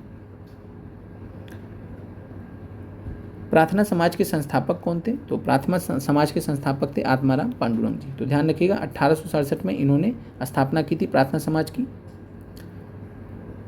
आगे बढ़ते हैं, 19वीं शताब्दी के उत्तरार्ध में नव हिंदूवाद के सर्वश्रेष्ठ प्रतिनिधि कौन थे? तो नव हिंदूवाद के सर्वश्रेष्ठ प्रतिनिधि थे स्वामी विवेकानंद जी, और इन्होंने 1893 में शिकागो में आयोजित धर्म संसद में भाग भी लिया था। तो स्वामी विवेकानंद जी ने 1893 में शिकागो में आयोजित हुआ था धर्म संसद, तो वहाँ पे भाग लिया था, गए थे।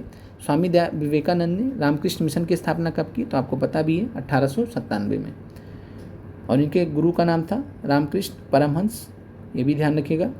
दयानंद सरस्वती ने क्या स्थापित किया था? तो आपको पता आर्य समाज कब किया था? 1875 में। किस स्थान पे किया था? तो बम्बई, ये भी ध्यान रखिएगा बम्बई में किया था। आगे बढ़ते हैं, फिर किसने 1873 में सत्यशोधक समाज की स्थापना की थी? तो 1873 में सत्यशोधक समाज की स्थापना की थी ज्योतिबा फुले ने। इसके अलावा इनकी पुस्तक थी गुलामगिरी, इस बार पूछा गया था, तो आपने प्रश्न भी देखा। तो गुलामगिरी नामक पुस्तक ज्योतिबा फुले जी ने लिखी है। आगे बढ़ते हैं,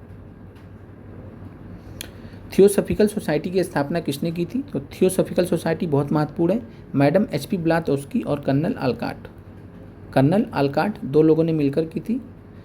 तो मैडम HP ब्लातोस्की और कर्नल आलकाट ने की थी। कहाँ पे की थी? तो न्यूयॉर्क में। कहाँ की थी? न्यूयॉर्क में। कब की थी? 1875। तो 1875 में न्यूयॉर्क में स्थापना हुआ थियोसॉफिकल सोसाइटी का। फिर 1882 में जो है मद्रास में शिफ्ट कर दिया गया। तो इस सोसाइटी के जो संस्थापक थे 1882 में मद्रास के पास में अडयार नामक स्थान पर सोसाइटी का मुख्यालय स्थापित कर दिया। तो आपसे जब प्रश्न पूछा जाता है कि थियोसॉफिकल सोसाइटी का मुख्यालय कहाँ पे था, तो मद्रास अगर ऑप्शन में, तो मद्रास आप मान सकते हैं, क्योंकि 1875 में न्यूयॉर्क में बना था, लेकिन 1882 में मद्रास में शिफ्ट कर दिया गया था इसका मुख्यालय। फिर बात करते हैं 1893 में एनी बेसेंट ने ज्वाइन किया था थियोसॉफिकल सोसाइटी को, ध्यान रखिएगा महत्वपूर्ण है। आगे बढ़ते हैं, भारतीय राष्ट्रीय कांग्रेस की प्रथम महिला अध्यक्ष कौन थी? तो भारतीय राष्ट्रीय कांग्रेस की प्रथम महिला अध्यक्ष कौन थी? तो ये थी सरोजिनी नायडू जी, प्रथम जो है और यहाँ पे प्रश्न आपका प्रथम महिला अध्यक्ष पूछ रहे हैं, तो ध्यान रखिएगा भारतीय नहीं, अच्छा ठीक है, अब भारतीय यहाँ पहले लगा हुआ था तो इस वजह से कन्फ्यूजन हुआ। और इस प्रश्न का जो आंसर होगा भारतीय राष्ट्रीय कांग्रेस की प्रथम महिला अध्यक्ष तो होगा श्रीमती एनी बेसेंट जी। तो ध्यान रखिएगा प्रश्न कई बार जो है आप मिस इंटरप्रेट भी कर जाते, जैसा अभी हमने किया है। तो यहाँ पे भारतीय राष्ट्रीय कांग्रेस अलग है, यहाँ पे भारतीय नहीं लगा है। तो प्रथम महिला अध्यक्ष कौन थी? श्रीमती एनी बेसेंट थी। 1917 के कलकत्ता अधिवेशन में इन्होंने अध्यक्षता की थी पहली बार। फिर बात करें भारत जो प्रथम भारतीय महिला अध्यक्ष कौन थी, तो प्रथम भारतीय महिला अध्यक्ष थी सरोजिनी नायडू जी। 1925 में कानपुर अधिवेशन में इन्होंने अध्यक्षता की थी। तो ध्यान रखिएगा कानपुर अधिवेशन में 1925 में अध्यक्षता की थी। आगे बढ़ते हैं, अगला प्रश्न है भारतीय राष्ट्रीय कांग्रेस की प्रथम महिला अध्यक्ष कौन थी? तो भारतीय राष्ट्रीय कांग्रेस की प्रथम महिला अध्यक्ष फिर से एनी बेसेंट जी हो जाएंगी। भारत में नारी आंदोलन किनकी प्रेरणा से स्टार्ट हुआ? ज्योतिबा फूले जी की बात कर रही। आगे बढ़ते हैं, प्रार्थना समाज, यंग इंडिया, लोकहितवादी, सत्यशोधक समाज, रहनुमाई, मजदायसन सभा के लिए निम्न विकल्पों में से संयोजन को पहचानिए। तो यहाँ पे बात करें तो प्रार्थना समाज आत्मारंग पांडुरंग 1867 में स्थापना किया था। यंग इंडिया गांधी जी के द्वारा स्टार्ट की गई पत्रिका थी। लोकहितवादी गोपाल हरि देशमुख, आपने बीपीएससी तैयारी में भी प्रश्न देखा है, तो गोपाल हरि देशमुख लोकहितवादी के नाम से फेमस भी थे और लोकहितवादी नाम का अखबार भी निकालते थे। सत्यशोधक समाज ज्योतिबा फूले आप जानते ही हैं। इसके अलावा रहनुमाई मजदायसन सभा नौरोजी फुरदोन जी। तो जो बी विकल्प है इस प्रश्न का वो एकदम सही है। आगे बढ़ते हैं, और इसके अलावा अवध किसान सभा के बारे में ध्यान रखिएगा। अवध किसान सभा की स्थापना 1920 में बाबा रामचंद्र जी ने की थी। महत्वपूर्ण है और पूछा जाता है बार बार, तो ध्यान रखिएगा।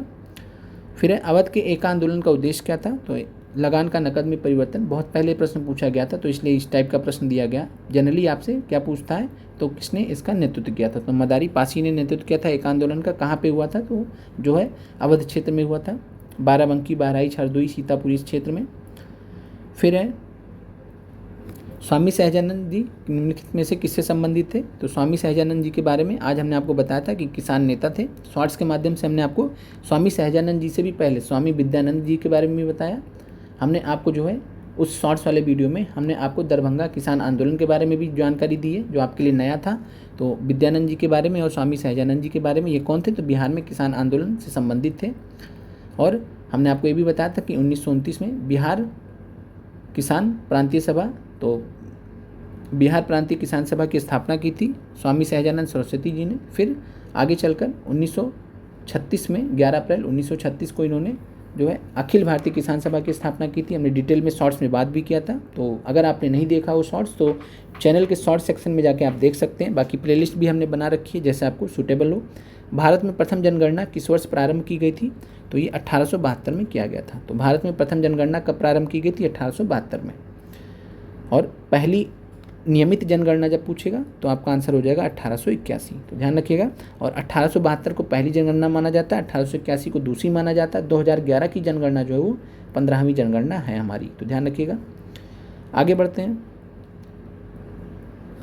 महारानी विक्टोरिया को भारत की साम्राज्ञी कब नियुक्त किया गया था? तो ये प्रश्न काफ़ी लोग कन्फ्यूज भी रहते हैं, तो ध्यान रखिएगा। महारानी विक्टोरिया को भारत की साम्राज्ञी घोषित किया गया था 1877 में। 1858 का अधिनियम आया था, उसने बताया कि जो है अब भारत जो है अब मुकुट के अधीन होगा, तो वो अलग चीज़ है, लेकिन साम्राज्ञी नियुक्त नहीं किया गया था। तो भारत की साम्राज्ञी महारानी विक्टोरिया को कब नियुक्त किया गया? 1877 में। इसके लिए एक रॉयल दरबार लगा था, एक शाही दरबार लगा था। कब लगा था?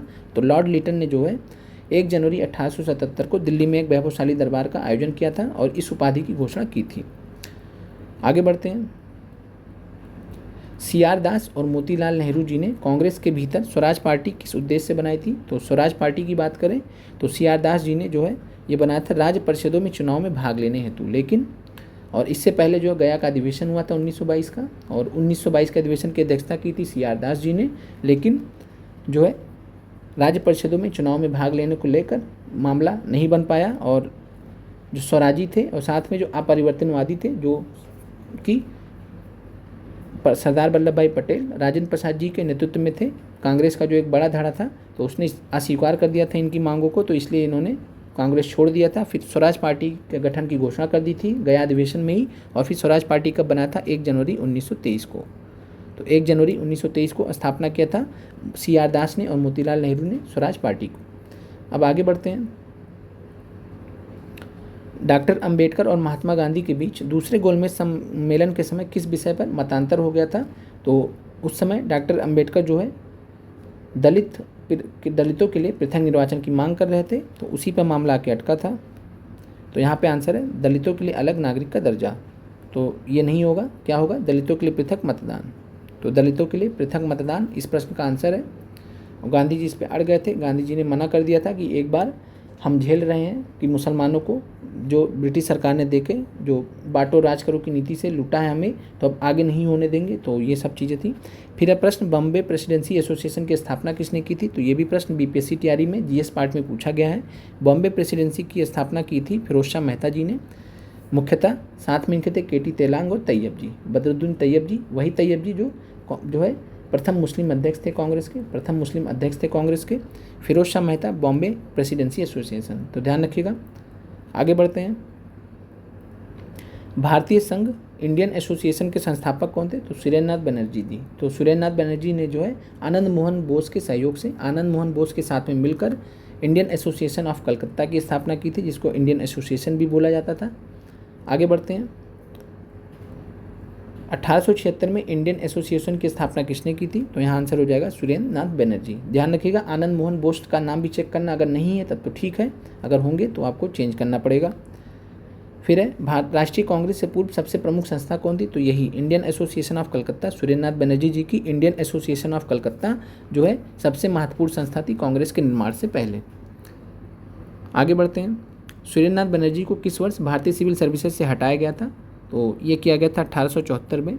1871 में इन्होंने सर्विसेज को ज्वाइन किया था, सिविल सर्विसेज को ज्वाइन किया था। 1869 में भी इन्होंने क्लियर किया था एग्ज़ाम, लेकिन कुछ टेक्निक जो भी मामला था उस माना नहीं गया था। फिर उन्होंने दोबारा से एग्ज़ाम क्रैक किया 1871 में। तो ये दूसरे भारतीय थे भारतीय सिविल सेवा को पास करने वाले। पहले को आप जानते ही हैं, सत्येंद्रनाथ ठाकुर जी या सत्येंद्रनाथ टैगोर जी, और दूसरे थे सुरेंद्रनाथ बनर्जी जी। 1874 में इनसे गलती हो जाती है और उसके लिए इनको हटा दिया जाता है। अच्छा ही होता है। 1876 में फिर इन्होंने जो है इंडियन एसोसिएशन ऑफ कलकत्ता की स्थापना करते हैं, फिर आगे चलकर कांग्रेस में जुड़ जाते हैं और भारत के राष्ट्रीय आंदोलन में महत्वपूर्ण भूमिका निभाते हैं। मद्रास महाजन सभा की स्थापना कब की गई थी? तो विकल्प यहाँ पे सही नहीं दिया गया। मद्रास महाजन सभा की स्थापना की गई थी 1884 में। तो ध्यान रखिएगा। बॉम्बे प्रेसिडेंसी एसोसिएशन की स्थापना 1885 में हुई थी। मद्रास महाजन सभा की स्थापना 1884 में हुई थी। किसने किया था? तो ये भी ध्यान रखना, पूछा गया टीआरई में। तो बी राघवाचारी, जी सुब्रमण्यम अय्यर और पी आनंद चार्लू। तो ध्यान रखिएगा। रामास्वामी मुदयला का नाम आपको ध्यान नहीं रखना, बस 3 नाम आपको ध्यान रखना, बी राघवाचारी, जी सुब्रमण्यम अय्यर और पी आनंद चार्लू। अगला प्रश्न है, भारतीय राष्ट्रीय कांग्रेस के प्रथम अधिवेशन में कितने प्रतिनिधियों ने भाग लिया था? तो भारतीय राष्ट्रीय कांग्रेस का प्रथम अधिवेशन जो हुआ था वो 28 दिसंबर से 30 दिसंबर के बीच में आयोजित हुआ था। 28 दिसंबर को कांग्रेस की स्थापना होती है और इस अधिवेशन में कुल 72 प्रतिनिधियों ने भाग लिया था। इसके अलावा जो भारतीय राष्ट्रीय कांग्रेस के संस्थापक थे तो वो एव हुम को माना जाता है। तो एव हुम जो है रिटायर्ड सिविल सर्विसेज के अधिकारी थे, अंग्रेजी अधिकारी थे, और भारतीय राष्ट्रीय कांग्रेस का इनको जो है संस्थापक माना जाता है या पिता माना जाता है। और साथ में अध्यक्ष कौन थे इस पहले अधिवेशन के? तो ये बॉम्बे में हुआ था। तो ध्यान रखिएगा कहाँ हुआ था? बॉम्बे में हुआ था 1885 में। और इसके अध्यक्ष कौन थे? तो WC बनर्जी, व्योमेश चंद्र बनर्जी। तो WC बनर्जी थे। और इसके महासचिव कौन थे? तो महासचिव थे एव हुम। ये ध्यान रखिएगा। आगे बढ़ते हैं। भारतीय राष्ट्रीय कांग्रेस के संस्थापक कौन थे? तो भारतीय राष्ट्रीय कांग्रेस के संस्थापक थे असैनिक सेवक, सिविल सर्वेंट थे, जिनका नाम था एव हुम। भारतीय राष्ट्रीय कांग्रेस का प्रथम अधिवेशन कहाँ हुआ था? तो ये हुआ था मुंबई में, बॉम्बे में हुआ था। आगे बढ़ते हैं। और ये ध्यान रखिएगा, तेजपाल संस्कृत पाठशाला। तो ध्यान रखिएगा, तेजपाल संस्कृत कॉलेज या पाठशाला तो मुंबई में यहीं पे हुआ था। गोकुलदास तेजपाल संस्कृत कॉलेज बोला जाता है, तो गोकुलदास तेजपाल संस्कृत कॉलेज। आगे बढ़ते हैं। भारतीय राष्ट्रीय कांग्रेस के दूसरे अधिवेशन की अध्यक्षता किसने की थी? तो भारतीय राष्ट्रीय कांग्रेस के दूसरे अधिवेशन की अध्यक्षता की थी दादाभाई नौरोजी ने। महत्वपूर्ण है, ध्यान रखिएगा। फिर तीसरे अधिवेशन की अध्यक्षता किसने की थी? तो तीसरे अधिवेशन की अध्यक्षता की थी 1887 में जो पहले मुस्लिम अध्यक्ष जो बने थे बदरुद्दीन तैयब जी। आगे बढ़ते हैं। और इनकी बात करें दादाभाई नौरोजी जी की, तो 1886 में, 1893 में, 1906 में 3 बार ये कांग्रेस के अध्यक्ष बने थे। महात्मा गांधी ने भारतीय राष्ट्रीय कांग्रेस के किस अधिवेशन की अध्यक्षता की थी? तो एकमात्र अधिवेशन है 1924 का बेलगांव अधिवेशन। तो ध्यान रखिएगा, बेलगांव अधिवेशन है जिसमें गांधी जी ने एकमात्र बार कांग्रेस के अध्यक्ष बने थे। अगला प्रश्न है, इंडियन नेशनल कांग्रेस की प्रथम भारतीय महिला अध्यक्ष कौन थी? तो प्रथम भारतीय महिला अध्यक्ष सरोजिनी नायडू जी थी। कब बनी थी? तो कानपुर अधिवेशन में 1925 में। आगे बढ़ते हैं, भारतीय राष्ट्रीय कांग्रेस का 27वां अधिवेशन किस स्थान पर हुआ था? तो भारतीय राष्ट्रीय कांग्रेस का 27वां अधिवेशन बहुत ही महत्वपूर्ण है, बांकीपुर में, बांकीपुर पटना में। और बांकीपुर यहाँ पे दिया गया तो बांकीपुर आपको आंसर मानना है, पटना नहीं मानना है। कई बार पटना भी दे देता है विकल्प में, लेकिन जो बेस्ट आंसर है वो बांकीपुर। आप यहाँ पे सामने प्रश्न देख ही रहे हैं। और एक चीज़ आपको ये भी ध्यान रखना है कि अध्यक्ष कौन थे? अध्यक्ष थे आर.एन. मुधोलकर जी। आर.एन. मुधोलकर जी थे। और ये पहला अधिवेशन हुआ था कांग्रेस का जो बिहार में हुआ था, तो बिहार में होने वाला प्रथम अधिवेशन था, तो इसलिए बार बार ये प्रश्न आपसे पूछता है। और ये आपको ये भी ध्यान रखना कि भारतीय राष्ट्रीय कांग्रेस का कौन सा अधिवेशन था? तो 27वां था। याद कर लीजिए, नहीं तो आपको जोड़ जानना पड़ेगा। 1885 में 27 जोड़ दीजिए, 1912 पहुँच जाएंगे आप। और ये कब हुआ था? 1912 में। कहाँ हुआ था? बांकीपुर में। आगे बढ़ते हैं, और इसी अधिवेशन में जो है एव हुम को कांग्रेस का पिता कहा गया था 1912 के अधिवेशन में। फिर किसने कहा था 1857 की घटना का प्रारंभ धर्म के संघर्ष के रूप में हुआ और इस घटना का अंत स्वतंत्रता संग्राम के रूप में हुआ? तो ये बोला था डॉक्टर एस एन सेन ने बोला था। आगे बढ़ते हैं, बी.डी. सावरकर के बारे में आप जानते ही हैं। Doctor RC. मजूमदार के बारे में ध्यान रखिएगा। इन्होंने कहा था ना तो भारतीय था, ना स्वतंत्रता आंदोलन था, ना पहला था। तो ना पहला था, ना भारतीय था, ना स्वतंत्रता आंदोलन था, तो डॉक्टर आर.सी. मजूमदार जी ने कहा है। आगे बढ़ते हैं, किस वर्ष में भारतीय महिला भारतीय राष्ट्रीय कांग्रेस के अध्यक्ष बनी थी? तो यहाँ पे विकल्प आपको 1925 होना चाहिए, लेकिन यहाँ दिया नहीं गया है। 1917 में जो है पहली महिला अध्यक्ष मिली थी, लेकिन 1925 में पहली भारतीय राष्ट्रीय महिला अध्यक्ष मिल गई थी कांग्रेस की। एनी बेसेंट थी पहली महिला अध्यक्ष। और प्रथम भारतीय महिला अध्यक्ष जब पूछेगा तो आंसर सरोजिनी नायडू 1925 में कांग्रेस के कानपुर अधिवेशन में। आगे बढ़ते हैं, पुस्तक poverty and un British rule in India किसने लिखी है? तो पुस्तक poverty and un British rule in India दादा भाई नौरोजी जी ने लिखी है। बहुत महत्वपूर्ण है, ध्यान रखिएगा, बार बार परीक्षा में पूछा जाता है। बाकी हमने आपको पहले और दूसरे मैराथन में मिला के जितने भी महत्वपूर्ण चीज़ें थी हमने कवर करा दी। बाकी हम पुस्तकों वगैरह का आपको एक अलग लिस्ट दे देंगे शॉर्ट्स के माध्यम से। आगे बढ़ते हैं, किसने कहा था कांग्रेस आंदोलन ना तो लोगों द्वारा प्रेरित था, ना ही उनके द्वारा सोचा योजनाबद्ध किया गया था? तो ये सर सैयद अहमद खान का था स्टेटमेंट, उतना इंपॉर्टेंट नहीं है। इंपॉर्टेंट इनके बारे में ध्यान रखिएगा। सर सैयद अहमद खान ने जो है अलीगढ़ में मुस्लिम एंग्लो ओरिएंटल कॉलेज की स्थापना की थी 1875 में, टीआरई में पूछा गया। इसके अलावा सर सैयद अहमद खान ने शिव प्रसाद सिंह के साथ में मिलकर संयुक्त भारतीय राजभक्त सभा यूनाइटेड इंडियन पेट्रियोटिक एसोसिएशन, तो यूनाइटेड इंडियन पेट्रियोटिक एसोसिएशन याद रखिएगा, इसकी स्थापना की थी 1888 में ये जो है। और किस लिए किया था? कांग्रेस के एंटी में, कांग्रेस के विरोध में। आगे बढ़ते हैं, मुझे विश्वास है कांग्रेस अपने विनाश की तरफ जा रही है और मेरी यह बड़ी इच्छा है कि भारत में रहते इसके शांति प्रिय निधन में इसका सहायक बन सकूं। तो कांग्रेस की डेड बॉडी ले जाने की बात कर रहे हैं यहाँ पे, और ये हैं लॉर्ड कर्जन। तो लॉर्ड कर्जन 1899 से 1905 के बीच में बहुत ही बेकार आदमी थे, और ये इसी तरह इनके बेकार स्टेटमेंट्स भी रहते थे। इसके अलावा लॉर्ड डफरिन ने क्या बोला कांग्रेस को? तो कांग्रेस को राजद्रोहियों की संस्था, फैक्ट्री ऑफ सेडिशन बोला कांग्रेस को, राजद्रोहियों की संस्था बोला। इसके अलावा लॉर्ड डफरिन ने क्या बोला है? तो कांग्रेस को जो अल्पसंख्यक को जो है दर्शाने वाला दिखाया है कि जो है कांग्रेस जो है अल्पसंख्यकों को जो है दर्शाती है। कोई बहुत ज़्यादा लोग कांग्रेस में नहीं जुड़े हैं। तो माइक्रोस्कोपिक माइनॉरिटी इन्होंने बोला है, इंग्लिश में बोलते हैं माइक्रोस्कोपिक माइनॉरिटी, और अल्पसंख्यकों के रूप में निरूपित किया है कांग्रेस को लॉर्ड डफरिन ने। आगे बढ़ते हैं,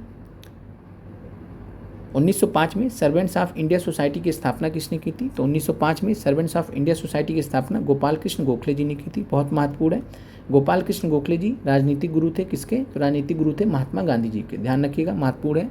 आगे बढ़ते हैं,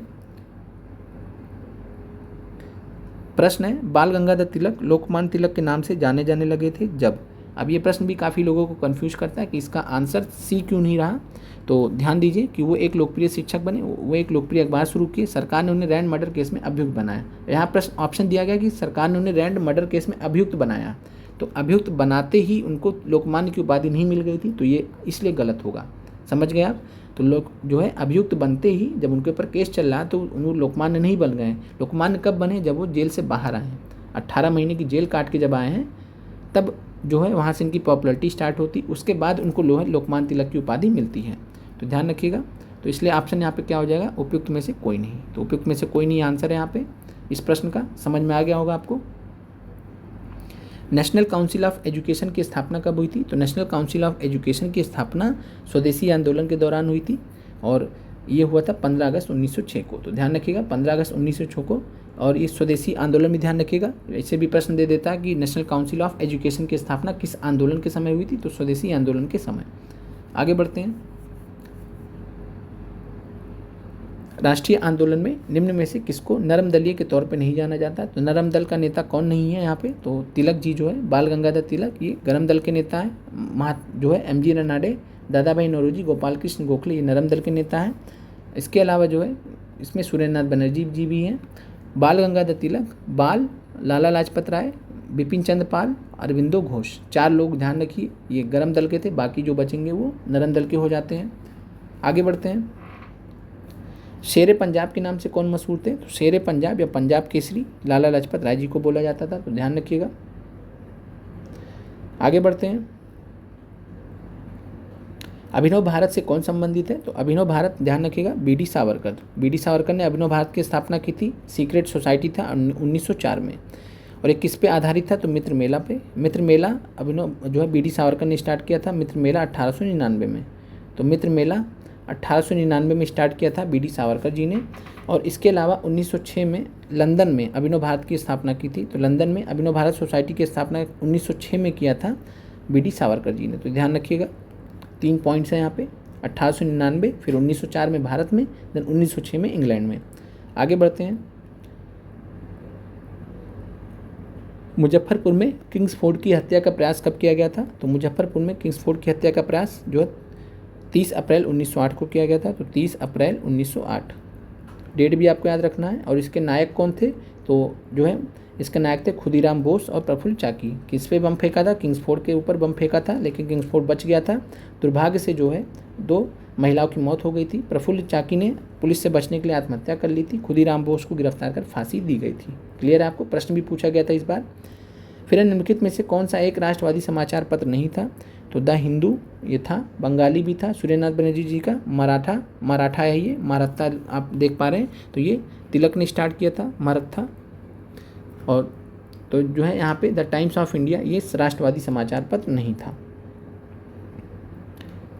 आगे बढ़ते हैं।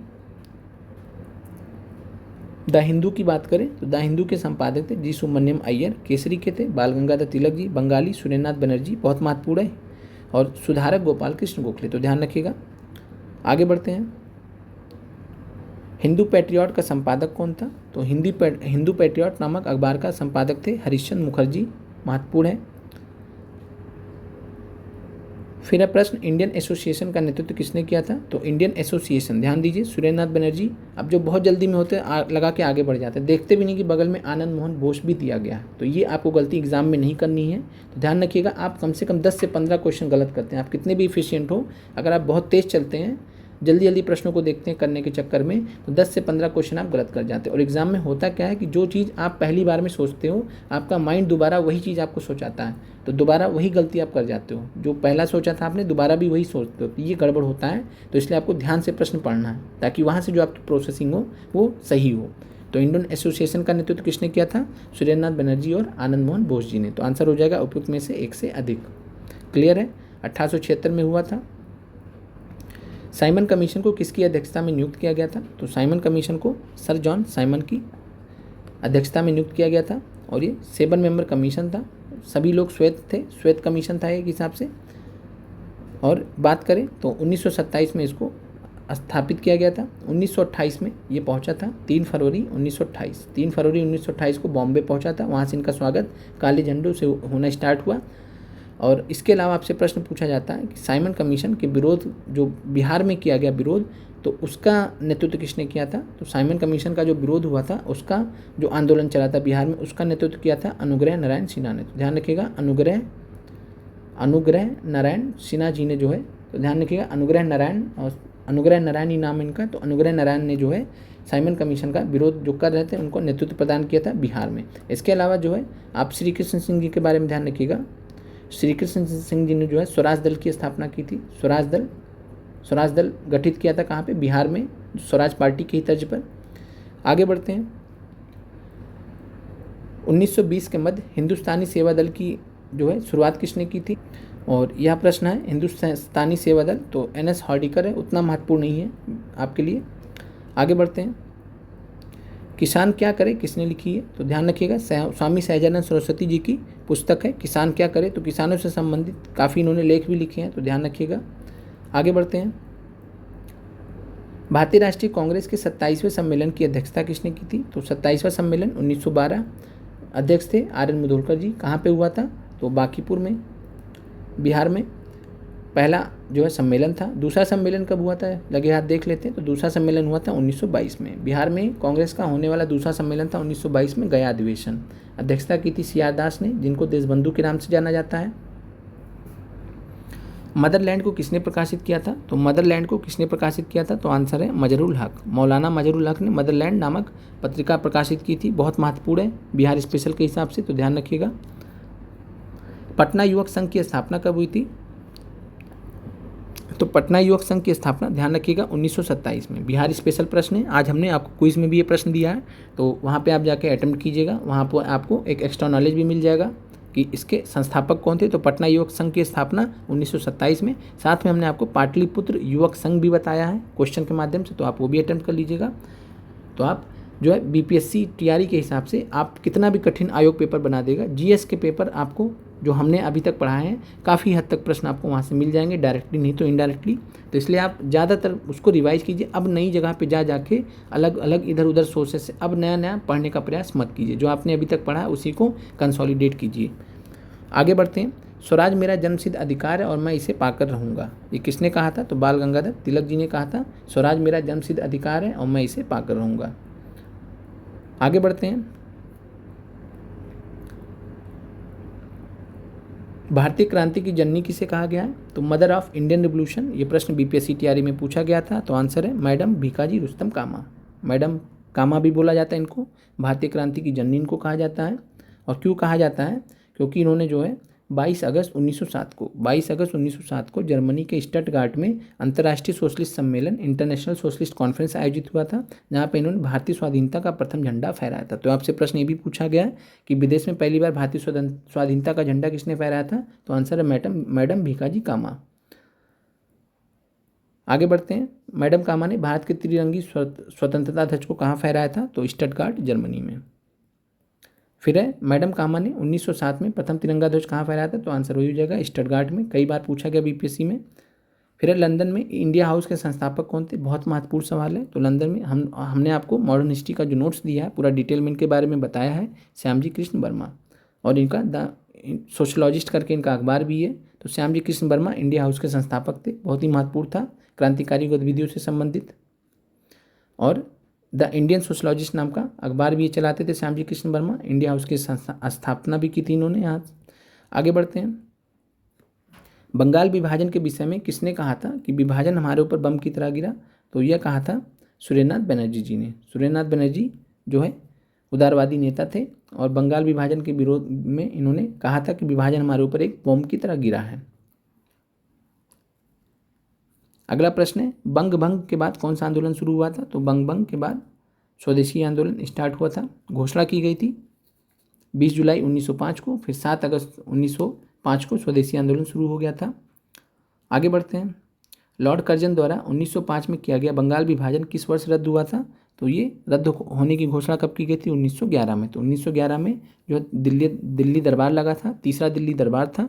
1877 में पहला दिल्ली दरबार था, 1903 में दूसरा था और 1911 में तीसरा था। 1903 वाला उतना महत्वपूर्ण नहीं, तो इसलिए आप पढ़े नहीं हैं। 1911 में तीसरा दिल्ली दरबार था और इस दिल्ली दरबार की खासियत ये भी थी कि राजा रानी भी आए थे इसमें पहली बार भारत में। तो ये रद्द किया गया था 1911 में। और साथ में ये भी बोला गया कि जो दिल्ली ट्रांसफ़र की जाएगी राजधानी, तो राजधानी दिल्ली स्थानांतरित करने की भी बात हुई थी 1911 में। आगे बढ़ते हैं।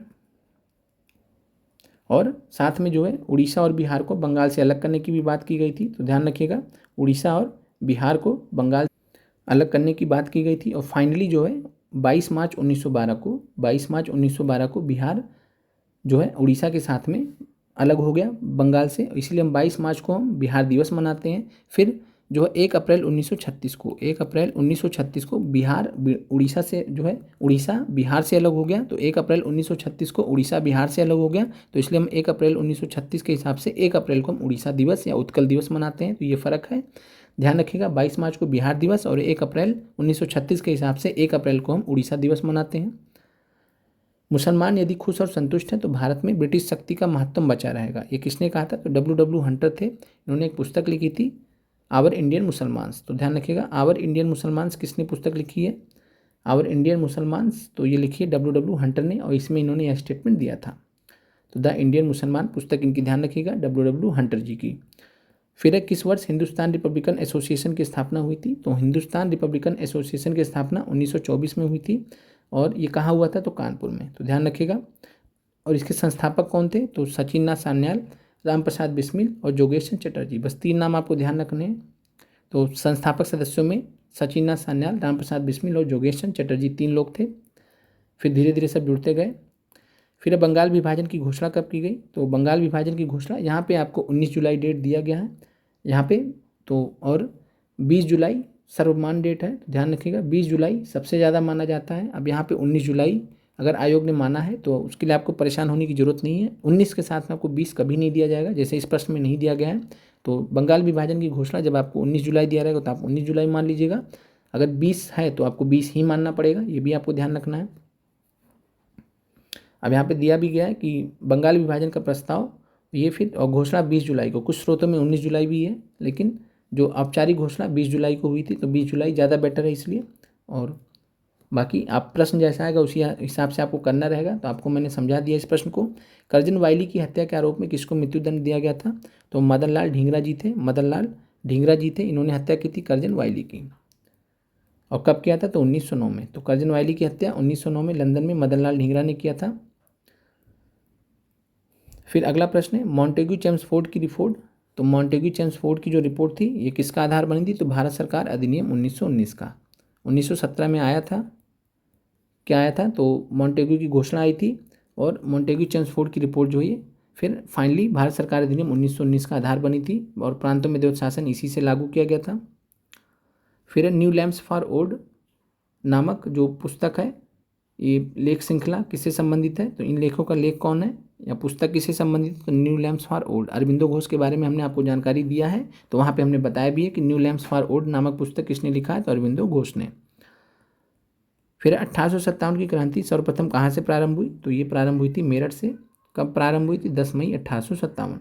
और मेरठ में किसने नेतृत्व प्रदान किया था? तो चौधरी कदम सिंह जी ने। तो चौधरी कदम सिंह ने पहचान जो है यहाँ पे दिया था नेतृत्व। आगे बढ़ते हैं। तेभागा आंदोलन 1946 में बंगाल में प्रारंभ हुआ था। तो यहाँ पे ध्यान रखिएगा कि किसान सभा थी, किसान सभा थी बंगाल में, उसी ने जो है स्टार्ट किया था तेभागा आंदोलन। तो तेभागा आंदोलन किसान सभा के द्वारा, किसान सभा के नेतृत्व में बंगाल में 1946 में स्टार्ट हुआ था। और इसमें सिफारिश था कि फ्लाइट कमीशन ने कहा था, फ्लाइट कमीशन, और लगान की दर को 1/3 करने के लिए संघर्ष था कि पहले 1/2 लिया जाता था। सोचिए 50% यहाँ पे टैक्स लिया जा रहा है, तो 1/3 करने के लिए संघर्ष था ये, इसलिए 3 भागा तेभागा बोला जाता है। 1902 में लॉर्ड कर्जन ने 2 भारतीय सदस्यों को सम्मिलित करते हुए विश्वविद्यालय आयोग गठित किया था। तो वो कौन थे? तो यहाँ पे आंसर है सैयद हुसैन बिलग्रामी और न्यायमूर्ति गुरदास बनर्जी। तो ये इसके जो है सदस्य थे। आगे बढ़ते हैं, उतने महत्वपूर्ण नहीं है, बीपीएससी प्री के हिसाब से ठीक है। फिर आर्य समाज की स्थापना किसने की? तो आर्य समाज की स्थापना की थी दयानंद सरस्वती जी ने। कब की थी? 1875 में। डिस्कस कर चुके हम इनके बारे में। पूना सार्वजनिक सभा की स्थापना किसने की थी? तो पूना सार्वजनिक सभा की स्थापना 1870 में महादेव गोविंद रनाडे ने। महत्वपूर्ण है, तो पूना सार्वजनिक सभा 1870 में महादेव गोविंद रनाडे ने। आगे बढ़ते हैं। 1906 में लंदन में अभिनव भारत सोसाइटी की स्थापना किसने की थी? तो 1906 में लंदन में अभिनव भारत सोसाइटी विनायक दामोदर सावरकर, बीडी सावरकर ने की थी। डिस्कस कर ही चुके हैं हम ऑलरेडी। 1899 में मित्र मेला, 1904 में अभिनव भारत, फिर 1906 में लंदन में अभिनव भारत। चंपारण आंदोलन मुख्यतः किसके विरोध में था? तो चंपारण आंदोलन जो है ये नकदी फसल के विरोध में था। नकदी फसल, कैश क्रॉप जिसको इंडिगो क्रॉप, नील की खेती। तीन खटिया पद्धति जो वहाँ के 3/20 भाग पे नील की खेती करना अनिवार्य था। आगे बढ़ते हैं। 1934 में कांग्रेस सोशलिस्ट पार्टी की स्थापना की गई थी। तो कांग्रेस सोशलिस्ट पार्टी की स्थापना की गई थी यहाँ पे जयप्रकाश नारायण और आचार्य नरेंद्र देव द्वारा। तो ध्यान रखिएगा, तो जयप्रकाश नारायण थे महासचिव थे, आचार्य नरेंद्र देव जी अध्यक्ष बने थे। तो जो है बिहार कांग्रेस सोशलिस्ट पार्टी का, इसको बिहार कांग्रेस सोशलिस्ट पार्टी बोला जाता है। तो बिहार कांग्रेस सोशलिस्ट पार्टी 1934, ध्यान रखिएगा। प्रश्न एक बार फिर से देख लें। 1934 में कांग्रेस सोशलिस्ट पार्टी की स्थापना, और आंसर है जयप्रकाश नारायण और आचार्य नरेंद्र देव जी। आगे बढ़ते हैं। और राम मनोहर लोहिया भी इस पार्टी जो है इससे जुड़े थे। आगे बढ़ते हैं। भारत छोड़ो आंदोलन के दौरान बकरी का टापू में अखिल भारतीय आज़ाद दस्ता का गठन किसने किया था? तो आप बहुत अच्छे से जानते हैं, जयप्रकाश नारायण जी ने किया था। नेपाल में स्थान पड़ता है। आगे बढ़ते हैं। किसने कहा था कि जब तक यह तीसरी शक्ति अथवा इंग्लैंड है यहाँ पर, हमारे सांप्रदायिक मतभेद हमें परेशान करते रहेंगे? तो ये जो है स्टेटमेंट दिया था, महात्मा गांधी जी से संबंधित यह स्टेटमेंट है। और इन्होंने ये स्टेटमेंट है, इनकी जो जीवनी है, तो इनके जीवनीकार है लुईस फिशर। लुईस फिशर ने महात्मा गांधी जी की जीवनी लिखी है और उसमें वहाँ से ये चीज़ लिया गया है। आगे बढ़ते हैं। अब आपको जाके जीवनी नहीं पढ़नी है, प्रीवियस ईयर क्वेश्चन से ही आपका काम हो जाएगा। हिंदुस्तान सोशलिस्ट रिपब्लिकन आर्मी के संस्थापक कौन थे? तो संस्थापक नेताओं में बात करें तो एच.एस.आर.ए की जो स्थापना कब हुई है?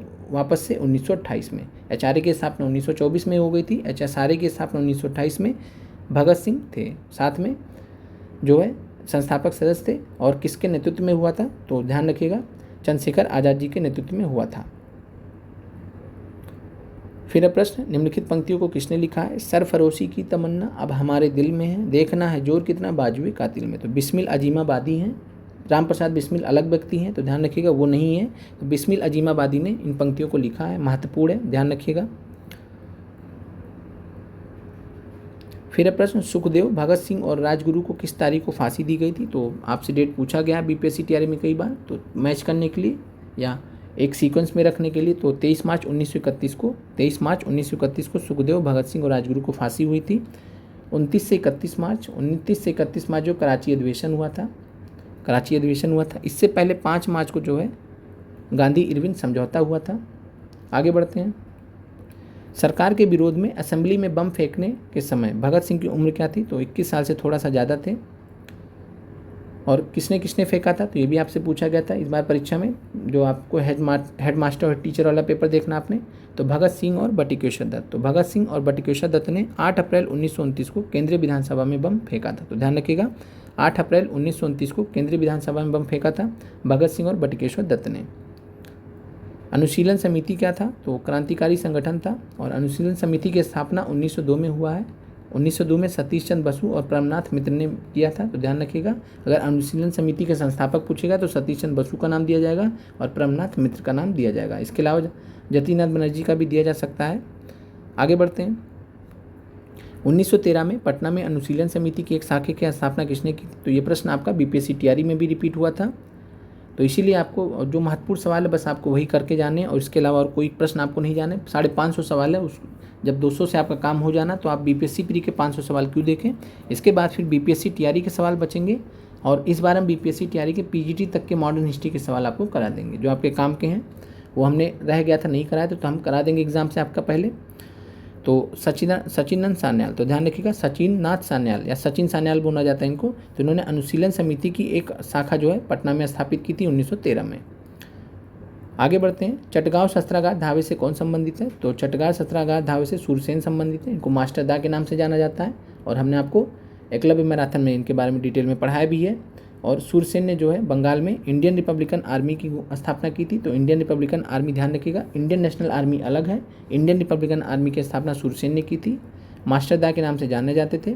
और इनके साथ में जो कुछ महिलाएं थीं जिनका यहाँ पे ध्यान रखना आपको, तो प्रीतिलता वाडेकर, साथ में कल्पना दत्त, ये महत्वपूर्ण दो महिलाएं महत्वपूर्ण थी। 1930 को सूरसेन ने अंग्रेजों के विरुद्ध युद्ध की घोषणा की थी, और जो है चटगांव शस्त्रागार पर आक्रमण कर हथियारों पर कब्जा कर लिया था। और लास्ट में जो है 16 फरवरी 1933 में इनको गिरफ्तार कर लिया गया था, मुकदमा चला था, और 1934 में इनको फांसी दी गई थी। आगे बढ़ते हैं। गदर पार्टी की स्थापना कब हुई थी? तो गदर पार्टी की स्थापना 1913 में हुई थी। कहाँ पे हुई थी? सैन फ्रांसिस्को में। सैन फ्रांसिस्को में कहाँ पड़ता है? तो यूएसए में पड़ता है। गदर पार्टी के संस्थापक अध्यक्ष कौन थे? गदर पार्टी के संस्थापक अध्यक्ष पूछ रहे हैं, यानी जब स्थापना हुई तब अध्यक्ष कौन थे? तो सोहन सिंह भाखना। पूछा गया प्रश्न, सोहन सिंह भाखना थे। और गदर पार्टी के अगर संस्थापक पूछे कि गदर पार्टी की स्थापना किसने की, तो लाला हरदयाल। लाला हरदयाल। और अगर दोनों लोग रहेंगे, सोहन सिंह भाखना भी रहेंगे, तो गदर पार्टी के संस्थापक में दोनों नाम हो जाएंगे, लाला हरदयाल और सोहन सिंह भाखना भी। और जब स्थापना हुई 1913 में तो अध्यक्ष कौन थे? संस्थापक अध्यक्ष कौन थे? तो सोहन सिंह भाखना जी। आगे बढ़ते हैं। और गदर पार्टी का अखबार था, गदर के नाम से था, और ये उर्दू में स्टार्ट किया गया था, बाद में अलग अलग भाषाओं में आया था। आगे बढ़ते हैं। गदर पार्टी की स्थापना कहाँ पर हुई थी? तो संयुक्त राज्य अमेरिका में, सैन फ्रांसिस्को में। और डेट आप ध्यान रख सकते हैं, वैसे पूछा नहीं जाएगा, अभी तक तो नहीं पूछा गया, 21 अप्रैल 1913 को। आगे बढ़ते हैं। 1922 के भारतीय राष्ट्रीय कांग्रेस के गया अधिवेशन के अध्यक्ष कौन थे? तो आपको पता है, चित्तरंजन दास, सीआर दास, देशबंधु सीआर दास। और गया अधिवेशन की खास बात क्या थी? तो उराव जनजाति आई थी। उराव जनजाति आई थी, और उराव जनजाति ताना भगत आंदोलन से भी जुड़े थे। और उराव जनजाति के नेतृत्व कौन कर रहा था इस अधिवेशन में, 1922 के अधिवेशन में? तो गुलाब तिवारी। गुलाब तिवारी के नेतृत्व में उराव जनजाति यहाँ पे आई थी। आगे बढ़ते हैं।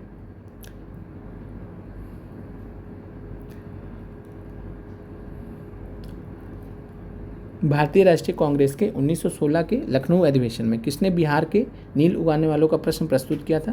तो आपको बहुत अच्छे से पता है कि 1916 में चंपारण के नील किसानों का मुद्दा राजकुमार शुक्ला जी लेके गए थे, और इसके बारे में हमने आपने डिटेल से बात भी किया है। प्रताप अखबार के बारे में भी हमने आपको जानकारी दी थी, जिसके बारे में आपने शायद कहीं पढ़ा ना हो। तो प्रताप अखबार के बारे में हमने जानकारी दी थी कि गणेश शंकर विद्यार्थी जी का अखबार था, कानपुर से चलता था ये, और इसके संवाददाता थे पीर मोहम्मद मुनीस। पीर मोहम्मद मुनीस ने कई सारे लेख लिखे थे, जहाँ पे उन्होंने जो चंपारण के किसान थे उनकी दुर्दशा का वर्णन किया था, और उन्हीं लेखों से प्रभावित होकर गांधी जी चंपारण गए थे।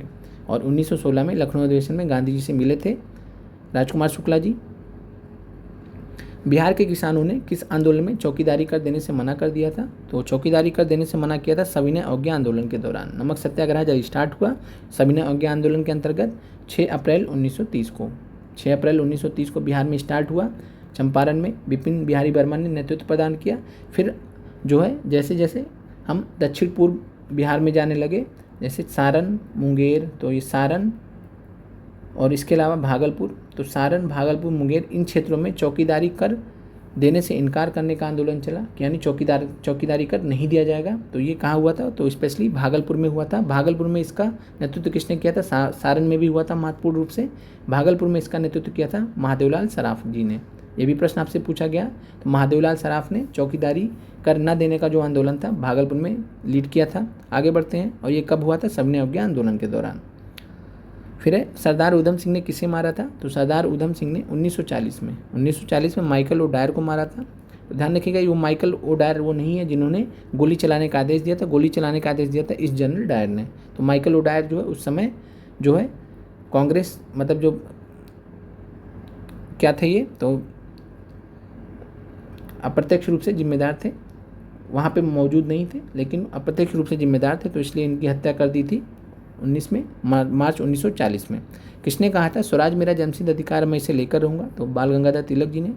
कई बार प्रश्न रिपीट हुआ। इंडिया फॉर इंडियंस किताब किसने लिखी है? तो बहुत महत्वपूर्ण है इंडिया फॉर इंडियंस, ध्यान रखिएगा, सीआर दास। सीआर दास ने इंडिया फॉर इंडियंस नाम की पुस्तक लिखी है, बहुत ही महत्वपूर्ण है। आगे बढ़ते हैं। प्रश्न है अनहैप्पी इंडिया पुस्तक के लेखक कौन थे? तो ये सब हमने आपको बताया, लाला लाजपत राय जी। तो लाला लाजपत राय जी अनहैप्पी इंडिया पुस्तक के लेखक हैं। एनी बेसेंट की बात करें तो एनी बेसेंट ने कॉमनवेल्थ और न्यू इंडिया नामक पत्रों का संपादन भी किया था। केसरी और मराठा बाल गंगाधर तिलक जी से जुड़े हैं। निम्नलिखित में से किस नेता ने 1906 में कलकत्ता कांग्रेस अधिवेशन की अध्यक्षता की थी? तो ये थे दादा भाई नौरोजी जी। और इसी में जो है पहली बार जो है स्वराज संबंधित प्रस्ताव पारित किया गया था। आगे बढ़ते हैं।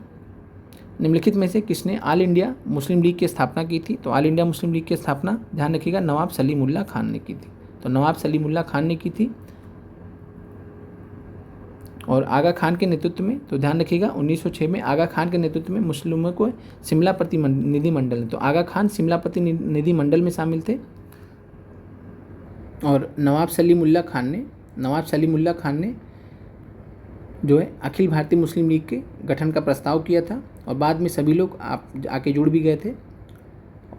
आगे बढ़ते हैं। और आगा खान इसके प्रथम अध्यक्ष भी बनाए गए थे। तो ध्यान रखिएगा, नवाब सलीमुल्लाह खान जो है इन्होंने मुस्लिम लीग की स्थापना की थी, मुस्लिम लीग के संस्थापक थे। और आगा खान जो है शिमला जो डेलीगेशन गया था, शिमला प्रतिनिधिमंडल, वो किसके पास गया था? तो उस समय के जो वायसराय थे उनके पास गए थे, तो उनसे संबंधित था। आगे बढ़ते हैं। निम्नलिखित में से किस अधिनियम ने भारत में पृथक निर्वाचन मंडल का प्रारंभ किया? तो ये था भारतीय परिषद अधिनियम 1909, जिसको जो है मॉडल मिंटो रिफॉर्म्स के नाम से भी जाना जाता है, मॉडल मिंटो सुधार के नाम से भी जाना जाता है। और इसी की वजह से जो है पृथक निर्वाचन देने की वजह से मिंटो को क्या बोला जाता है? तो सांप्रदायिक निर्वाचन का जनक भारत में। अगला प्रश्न है, निम्नलिखित में से किसका योगदान होम रूल लीग की स्थापना में नहीं था? तो बाल गंगाधर तिलक ने स्थापित किया ही था, संस्थापक थे। अप्रैल 1916 में। एनी बेसेंट जी सितंबर 1916 में मद्रास में थी। तिलक जी ने पूना में अपना सेंटर स्थापित किया था। तो बात करें टीएस आलकाट, ये तो बहुत पहले के हैं और किससे जुड़े? थियोसॉफिकल सोसाइटी थे, तो थियोसॉफिकल सोसाइटी के संस्थापक हैं ये, तो इससे जुड़े नहीं हैं, तो यही आंसर हो जाएंगे हमारे। और M Subramaniam Iyer Annie Besant ji से जुड़े हुए थे। आगे बढ़ते हैं। शिक्षा में सुधार हेतु ब्रिटिश सरकार ने सैडलर विश्वविद्यालय आयोग कब नियुक्त किया था? तो सैडलर यूनिवर्सिटी कमीशन 1917 में आया था। आगे बढ़ते हैं। 1940 में पटना महिला महाविद्यालय की स्थापना निम्नलिखित में से किस समाज द्वारा की गई थी? तो ये आंसर है सिस्टर ऑफ एपिस्टोमोलिक कार्मेल। और यही प्रश्न आपसे पूछ लिया था बीपीएससी तैयारी में कि पटना महिला महाविद्यालय की स्थापना कब हुई? तो वर्ष वहाँ पूछा गया था, तो आंसर वहाँ 1940 था।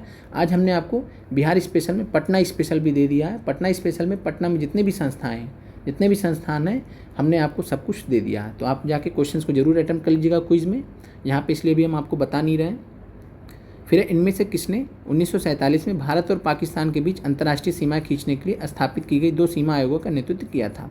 तो ये थे रेडक्लिफ रेखा भी बोलते हैं, रेडक्लिफ सीमा भी बोलते हैं भारत और पाकिस्तान के बीच में। आगे बढ़ते हैं। किसने बंगाल में महालवाड़ी बंदोबस्त प्रणाली की शुरुआत की थी? तो महालवाड़ी बंदोबस्त प्रणाली की शुरुआत की थी होल्ट मैकेंजी ने। तो ध्यान रखिएगा, होल्ट मैकेंजी का संबंध महालवाड़ी बंदोबस्त प्रणाली से है। आगे बढ़ते हैं। और महालवाड़ी बंदोबस्त प्रणाली में कई सारे गांवों को एक कर दिया जाता था और उनको संयुक्त रूप से जो है लगान देना पड़ता था। लगान मूवी जो बनी थी आमिर खान वाली, वो इसी कहानी पे आधारित थी। जिस क्षेत्र का वहाँ पे दिखाया गया था लगान मूवी में, वो जो है महालवाड़ी व्यवस्था को ही दर्शाता था। फिर 1940 में विनोबा भावे ने व्यक्तिगत सत्याग्रह कहाँ से प्रारंभ किया था? तो 17 अक्टूबर 1940 को विनोबा भावे जी ने व्यक्तिगत सत्याग्रह स्टार्ट किया था। कहाँ से स्टार्ट किया था?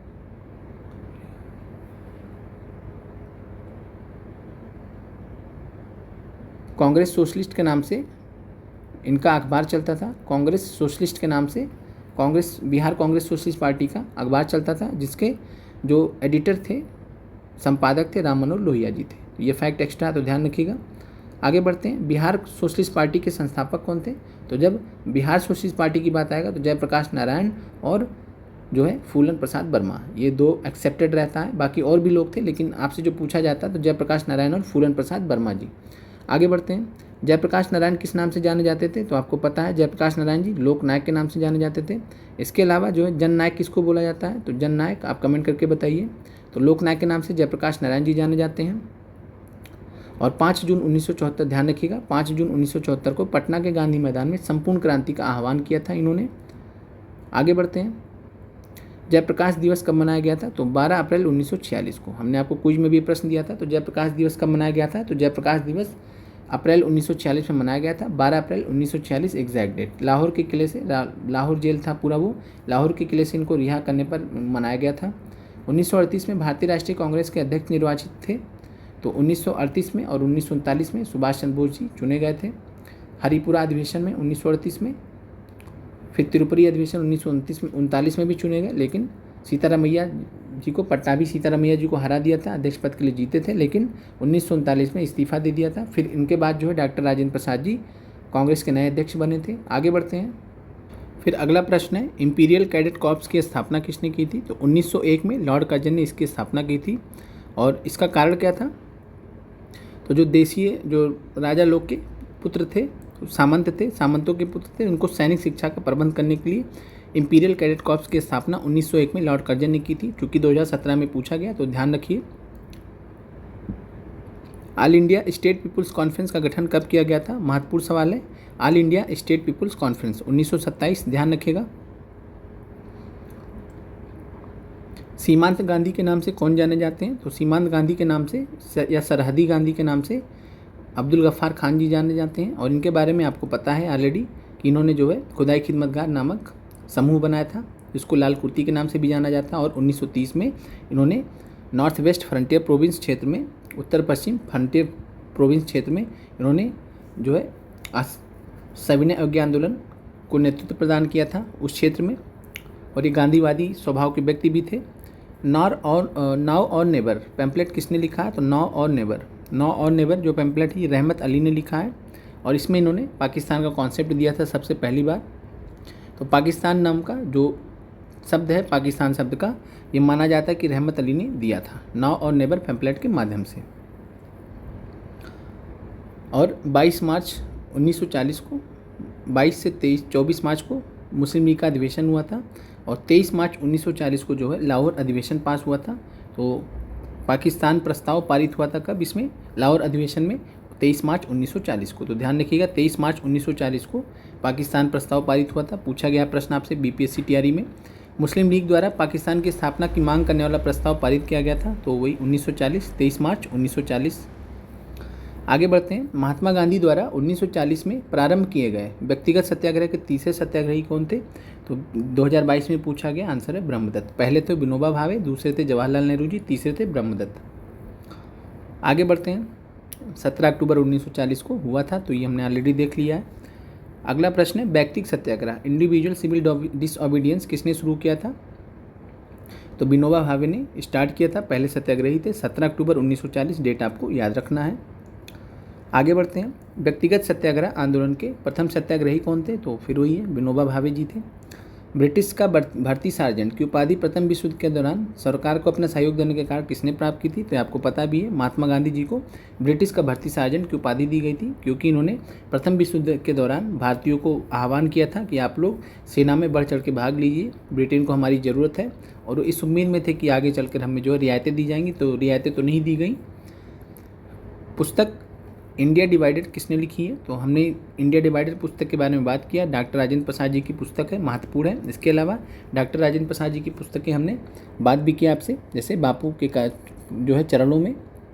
इसके अलावा बिहार कुछ यादें करके हैं, सम रेमिनेंसेस करके, वो भी पुस्तक कई बार परीक्षा में पूछी गई, तो हमने सब डिस्कस किया है पहले और तीसरे एपिसोड में एकलव्य सीरीज़ के।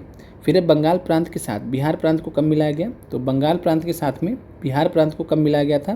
तो ये बहुत पहले 1733 में हुआ था। CDPO 2022 में पूछा गया है, तो ध्यान रखिएगा, क्योंकि 1912 तो बार बार पूछता है, लेकिन हो सकता है पूछ ले कहीं किसी पेपर में। तो 1733 में बंगाल प्रांत और बिहार प्रांत को एक कर दिया गया था। 1912 में बिहार प्रांत बंगाल प्रांत से अलग हो गया। आगे बढ़ते हैं।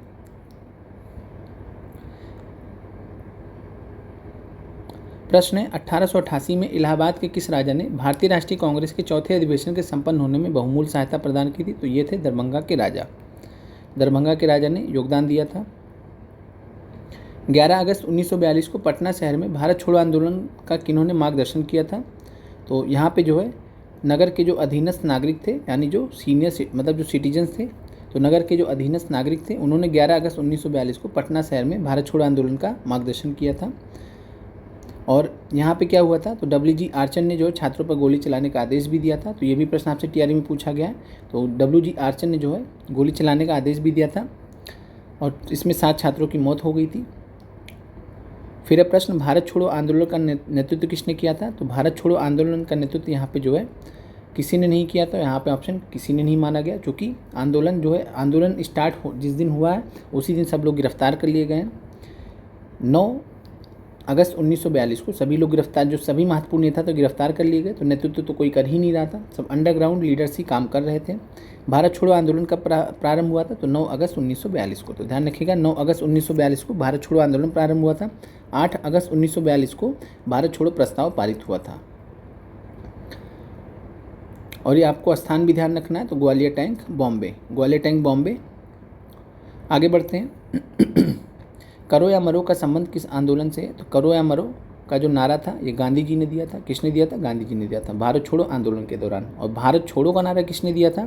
तो क्लियर कर लीजिएगा यहाँ पे, भारत छोड़ो का नारा दिया था यूसुफ मेहर अली ने, जिन्होंने साइमन गो बैक का भी नारा दिया है। तो साइमन गो बैक और भारत छोड़ो यूसुफ मेहर अली, करो या मरो का नारा दिया है गांधी जी ने भारत छोड़ो आंदोलन के दौरान। अगला प्रश्न है, भारत छोड़ो प्रस्ताव पारित होने के बाद गांधी जी को कहाँ कैद किया गया था? तो आगा खान पैलेस में। ध्यान रखिएगा, आगा खान पैलेस में गांधी जी को कैद किया गया था। आगे बढ़ते हैं, भारत छोड़ो आंदोलन के दौरान खुफिया रेडियो किसने प्रारंभ किया था? तो खुफिया रेडियो की बात करें तो ये प्रारंभ किया था उषा मेहता जी ने। इनके ऊपर एक मूवी भी आई है, देख सकते हैं आप जब भी टाइम मिले। अगला प्रश्न है, डॉक्टर राजेंद्र प्रसाद को 9 अगस्त 1942 को गिरफ्तार करके कहाँ भेजा गया था? तो इनको भेजा गया था बांकीपुर जेल। तो ध्यान रखिएगा, बांकीपुर जेल में इनको रखा गया था। 1942 में किस त्यौहार के अवसर पर जयप्रकाश नारायण हजारीबाग जेल से फरार हो गए थे, भाग लिए थे, निकल गए थे वहाँ से चालाकी से? तो दीपावली के दिन। तो ध्यान रखिएगा, दीपावली के दिन 9 नवंबर 1942 को। भारत छोड़ो आंदोलन के दौरान इनमें से कौन हजारीबाग जेल से फरार हुए थे? तो हजारीबाग जेल से कौन फरार हुए थे? तो हजारीबाग जेल से जयप्रकाश नारायण जी 9 नवंबर 1942 को। आज़ाद दस्ता बिहार में किस आंदोलन के दौरान सक्रिय था? तो देख रहे हैं 2022 में पूछा गया, बीपीएससी तैयारी में भी पूछा गया। तो भारत छोड़ो आंदोलन के दौरान। अगला प्रश्न है, कौन सी घटना पहले हुई है? भारत छोड़ो आंदोलन का प्रस्ताव ये हुआ 8 अगस्त 1942 को। क्रिप्स मिशन कब आया है? तो मार्च 1942 को। मार्च 1942 को। गवर्नर जनरल के पद पर लॉर्ड वेवल का आगमन, तो ये तो 1943 की बात है। तो क्रिप्स मिशन का प्रस्ताव ये पहले आएगा।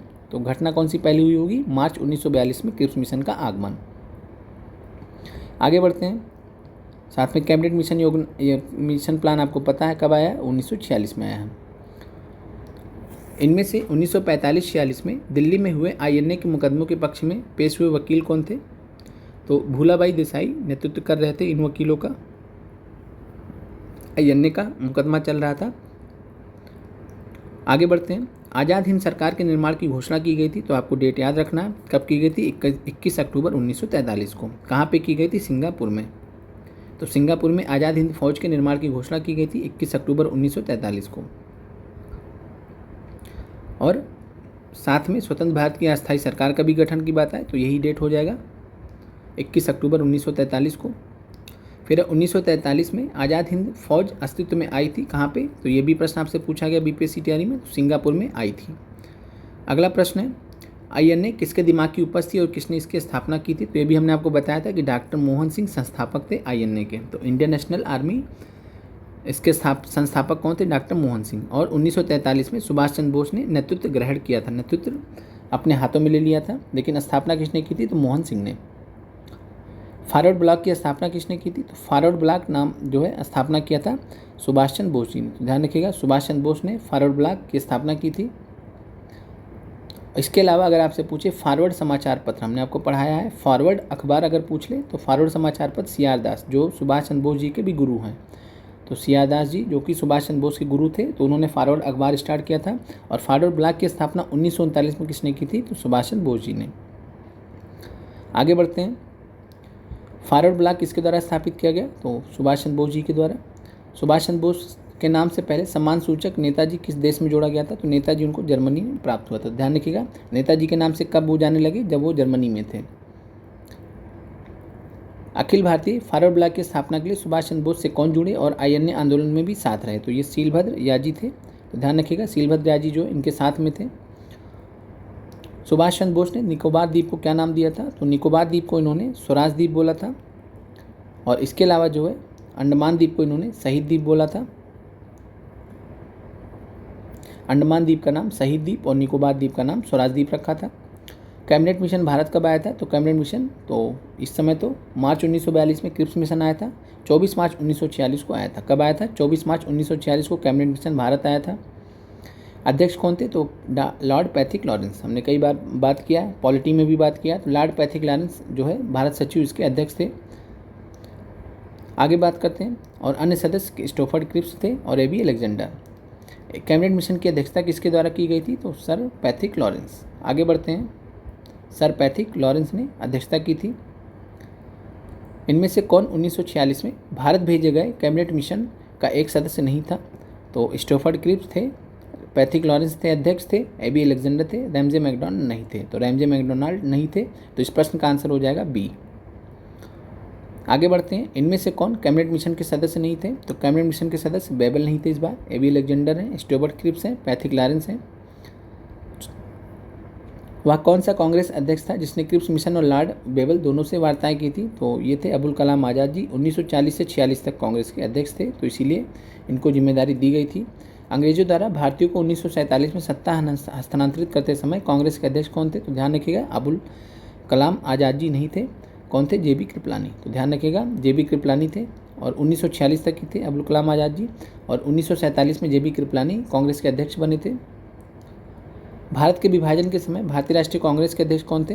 तो भारतीय राष्ट्रीय कांग्रेस के अध्यक्ष थे जेबी कृपलानी। ध्यान रखिएगा कि जब भारत राष्ट्रीय कांग्रेस के अध्यक्ष कौन थे विभाजन के समय? तो जेबी कृपलानी नवंबर 1947 तक अध्यक्ष बने थे। फिर आगे बढ़ते हैं। सन 1947 के भारतीय राष्ट्रीय कांग्रेस के दिल्ली अधिवेशन की अध्यक्षता किसने की थी? तो ये की थी डॉक्टर राजेंद्र प्रसाद जी ने। राजेंद्र प्रसाद जी ने जेबी कृपलानी के पद छोड़ने के बाद राजेंद्र प्रसाद जी ने जो है अध्यक्ष बने थे कांग्रेस के। अमेरिका में फ्री हिंदुस्तान अखबार नाम जो है अखबार किसने शुरू किया था? तो फ्री हिंदुस्तान तारकनाथ दास। महत्वपूर्ण है, तो ध्यान रखिएगा, तारकनाथ दास ने फ्री हिंदुस्तान नामक अखबार स्टार्ट किया था। क्रांतिकारी नेचर के थे। इंडियन अनरेस्ट के लेखक कौन थे? तो इंडियन अनरेस्ट वैलेंटाइन चिरोल का बुक है। तो वैलेंटाइन चिरोल या वैलेंटाइन चिरोल, और इन्होंने जो है बाल गंगाधर तिलक को इस पुस्तक में भारत में अशांति का जन्मदाता भी कहा है। आगे बढ़ते हैं। उपन्यास दुर्गेश नंदिनी के लेखक है, तो बंकिम चंद्र चटर्जी जी की भी ये भी पुस्तक है। आगे बढ़ते हैं। निम्नलिखित में से किस अखबार का प्रकाशन पटना से होता था? तो पटना से इंडियन नेशन अखबार निकलता था। कब? 1931 में। दरभंगा के महाराजा कामेश्वर सिंह निकालते थे इसको, मतलब इसके मालिक थे।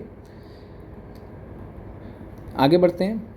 1908 में बाल गंगाधर तिलक को कितने साल की जेल हुई थी? तो ये हुई थी कुल 6 साल की। 8 से 14, 6 साल की जेल हुई थी। आगे बढ़ते हैं। प्रथम भारतीय जिन्होंने स्वाधीन भारत में गवर्नर जनरल का पदभार ग्रहण किया था, तो स्वतंत्र भारत में पहले जो गवर्नर जनरल थे सी राजगोपालाचारी जी, प्रथम भारतीय। और सी राजगोपालाचारी की बात करें तो इन्होंने 1959 में जो है कांग्रेस छोड़ दिया था और स्वतंत्र पार्टी की स्थापना की थी। तो ये भी बीपीएससी टीआरई में पॉलिटी में पूछा गया था। तो 1959 में कांग्रेस छोड़कर स्वतंत्र पार्टी की स्थापना की थी सी राजगोपालाचारी ने। कौन से प्रसिद्ध भारतीय गुरुदेव के नाम से भी जाने जाते हैं? तो बहुत अच्छे से आपको पता है, गुरुदेव के नाम से रविन्द्रनाथ टैगोर जी जाने जाते हैं। अंतिम सरकार में वित्त मंत्री कौन थे? तो वित्त मंत्री कौन थे? लियाकत अली खान जी थे। और कहाँ से थे? तो मुस्लिम लीग से थे ये। और सरदार पटेल के पास गृह मंत्रालय था। आगे बढ़ते हैं। हम बहुत बड़ी भूल करेंगे यदि हम बिहार की जनता को और उनके मंत्रिमंडल को लोगों के नेताओं के हिंसक व असभ्य आक्रमणों के आगे असुरक्षित छोड़ देंगे या आरक्षित छोड़ देंगे। तो वर्ष 1946 में किसने कहा था? तो ये कहा था सरदार पटेल ने। आगे बढ़ते हैं। सरदार पटेल उस समय जो है उनका सारा जो फोकस था लगा हुआ था कि कैसे प्रांतों को एक करना है और जो प्रिंसली स्टेट्स हैं उनको कैसे एक करना भारत में। 1946 में बनी अंतरिम सरकार में राजेंद्र प्रसाद के पास में कौन सा विभाग था? तो खाद्य एवं कृषि विभाग था इनके पास में। रक्षा मंत्रालय बलदेव सिंह के पास था। वित्त मंत्रालय को पता ही है। गृह मंत्रालय भी आपको पता ही है। आगे बढ़ते हैं। 1946 में गठित अंतरिम सरकार के मंत्रिमंडल में श्रम विभाग किसे सौंपा गया था? तो बाबू जगजीवन राम जी। तो बाबू जी के नाम से कौन जाना जाता है? जगजीवन राम जी, और ये श्रम मंत्री थे। अगस्त 1923 के बनारस हिंदू महासभा के अधिवेशन की अध्यक्षता किसने की थी? तो मदन मोहन मालवीय जी थे। उतना महत्वपूर्ण नहीं है बीपीएससी के आने के हिसाब से कि अगर पूछा जाएगा। फिर फ्रंटियर गांधी का असली नाम क्या है? तो अब्दुल गफ्फार खान को फ्रंटियर गांधी बोला जाता था। स्वतंत्र भारत के पहले भारतीय गवर्नर जनरल कौन थे? तो स्वतंत्र भारत के पहले भारतीय गवर्नर जनरल राजगोपालाचारी थे, सी राजगोपालाचारी थे। डॉक्टर राजेंद्र प्रसाद जी को संविधान सभा का सभापति कब चुना गया था? तो ये चुना गया था दिसंबर 1946 में। और डेट कब है? 11 दिसंबर 1946 को। 9 दिसंबर 1946 को आपको पता है अस्थायी अध्यक्ष के रूप में जो है चुना गया था सच्चिदानंद सिन्हा जी को। और 11 दिसंबर 1946 को संविधान सभा ने डॉक्टर राजेंद्र प्रसाद को निर्विरोध संविधान सभा के अस्थायी अध्यक्ष के रूप में निर्वाचित किया था। इनमें से किस काल में स्वदेशी आंदोलन का भारत में उत्थान हुआ था? तो बंगाल के विभाजन के विरोधी आंदोलन के रूप में स्वदेशी आंदोलन आया था। आगे बढ़ते हैं। भारत में अंग्रेजों के कदम उखाड़ने के लिए रेड शर्ट्स आंदोलन किसने स्टार्ट किया था? तो खान अब्दुल गफ्फार खान ने, नॉर्थ वेस्ट फ्रंटियर प्रोविंस में। आगे बढ़ते हैं। भारत की राजधानी कलकत्ता से दिल्ली कब बदली गई थी? तो ये कब हुआ था? 1912 में। तो ध्यान रखिएगा 1912 में राजधानी जो है कलकत्ता से दिल्ली शिफ्ट कर दी गई थी। 1911 में अनाउंसमेंट हुआ था। वंदे मातरम बंकिम चंद्र चटर्जी के कौन से उपन्यास का भाग था जिसने लाखों भारतीयों को देशभक्ति के लिए प्रेरित किया? तो आपको बहुत अच्छे से पता है कि आनंद मठ नाम की जो इनका था उपन्यास उसी से प्रेरित था। आनंद मठ से ही जो है किसका उल्लेख है? तो सन्यासी विद्रोह का उल्लेख है। निम्नलिखित व्यक्तियों में से किसने 1943 में सुभाष चंद्र बोस को सिंगापुर में INA बनाने में सहायता की थी? तो general Mohan Singh, captain Mohan Singh, general Mohan Singh. और मोहन सिंह जी जो है वही व्यक्ति हैं जिन्होंने INA की स्थापना की थी। फिर उन्होंने जो है INA को सुपुर्द कर दिया था सुभाष चंद्र बोस जी के हाथों में कि ज़्यादा बेहतर इंसान है वो। फिर 1905 में बंगाल के विभाजन के समय भारत का वायसराय कौन था? तो लॉर्ड कर्जन थे, 1899 से 1905 के बीच में। आगे बढ़ते हैं। महात्मा गांधी की दक्षिण अफ्रीका की वापसी पर इनमें से किस घटना के कारण उनको प्रसिद्धि मिली थी? तो आपको बहुत अच्छे से पता है कि चंपारण सत्याग्रह गांधी जी को प्लेटफॉर्म मिला था ऑल इंडिया लेवल पे फेमस होने का। तो 1917 का चंपारण सत्याग्रह से उनको फेमस हो गए थे। 1923 में स्वराज पार्टी का गठन एक समूह के रूप में इनमें से किस संगठन से हुआ था? तो कांग्रेस से अलग हुए थे कुल मिला के। तो बस वही बात है कि कांग्रेस से अलग होकर स्वराज पार्टी का गठन हुआ था 1 जनवरी 1923 को। और गठन किसने किया था? तो जो है मोतीलाल नेहरू जी ने और चित्तरंजन दास जी ने मिलकर।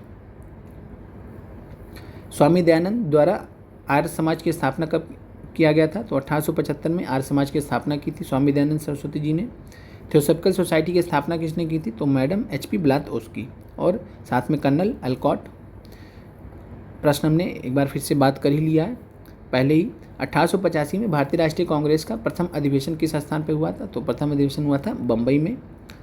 आगे बढ़ते हैं। 72 प्रतिनिधि आए थे 28 दिसंबर 1885 को गोकुलदास तेजपाल संस्कृत महाविद्यालय में। संस्थापक कौन थे? तो संस्थापक थे महासचिव, संस्थापक महासचिव थे एवं और कलकत्ता में व्योमेश्वर बनर्जी को अध्यक्ष नियुक्त किया था। तो जो है बॉम्बे अधिवेशन में कौन अध्यक्ष थे? तो व्योमेश्वर बनर्जी अध्यक्ष थे। आगे बढ़ते हैं। 1857 का विद्रोह सर्वप्रथम कहाँ हुआ था? तो मेरठ से स्टार्ट हुआ था 10 मई 1857 चौधरी कदम सिंह जी के नेतृत्व में। निम्नलिखित में से कौन सी पुस्तक तिलक ने लिखी है? तो तिलक की गीता रहस्य जो इन्होंने मंडाले जेल में लिखी थी। आगे बढ़ते हैं। गोखले माय पॉलिटिकल गुरु तो महात्मा गांधी जी की है। डिस्कवरी ऑफ इंडिया ये जो है जवाहरलाल नेहरू जी की है। इंडिया इन ट्रांजिशन आप कमेंट करके बताइए किसकी पुस्तक है। आगे बढ़ते हैं। 8 अगस्त 1942 भारतीय इतिहास में महत्वपूर्ण है। क्यों महत्वपूर्ण है? तो भारत छोड़ो प्रस्ताव इसी दिन पास हुआ था। गांधी जी ने भारतीय राजनीति में प्रवेश किया था तो ये किया था चंपारण सत्याग्रह से। आसान प्रश्न है।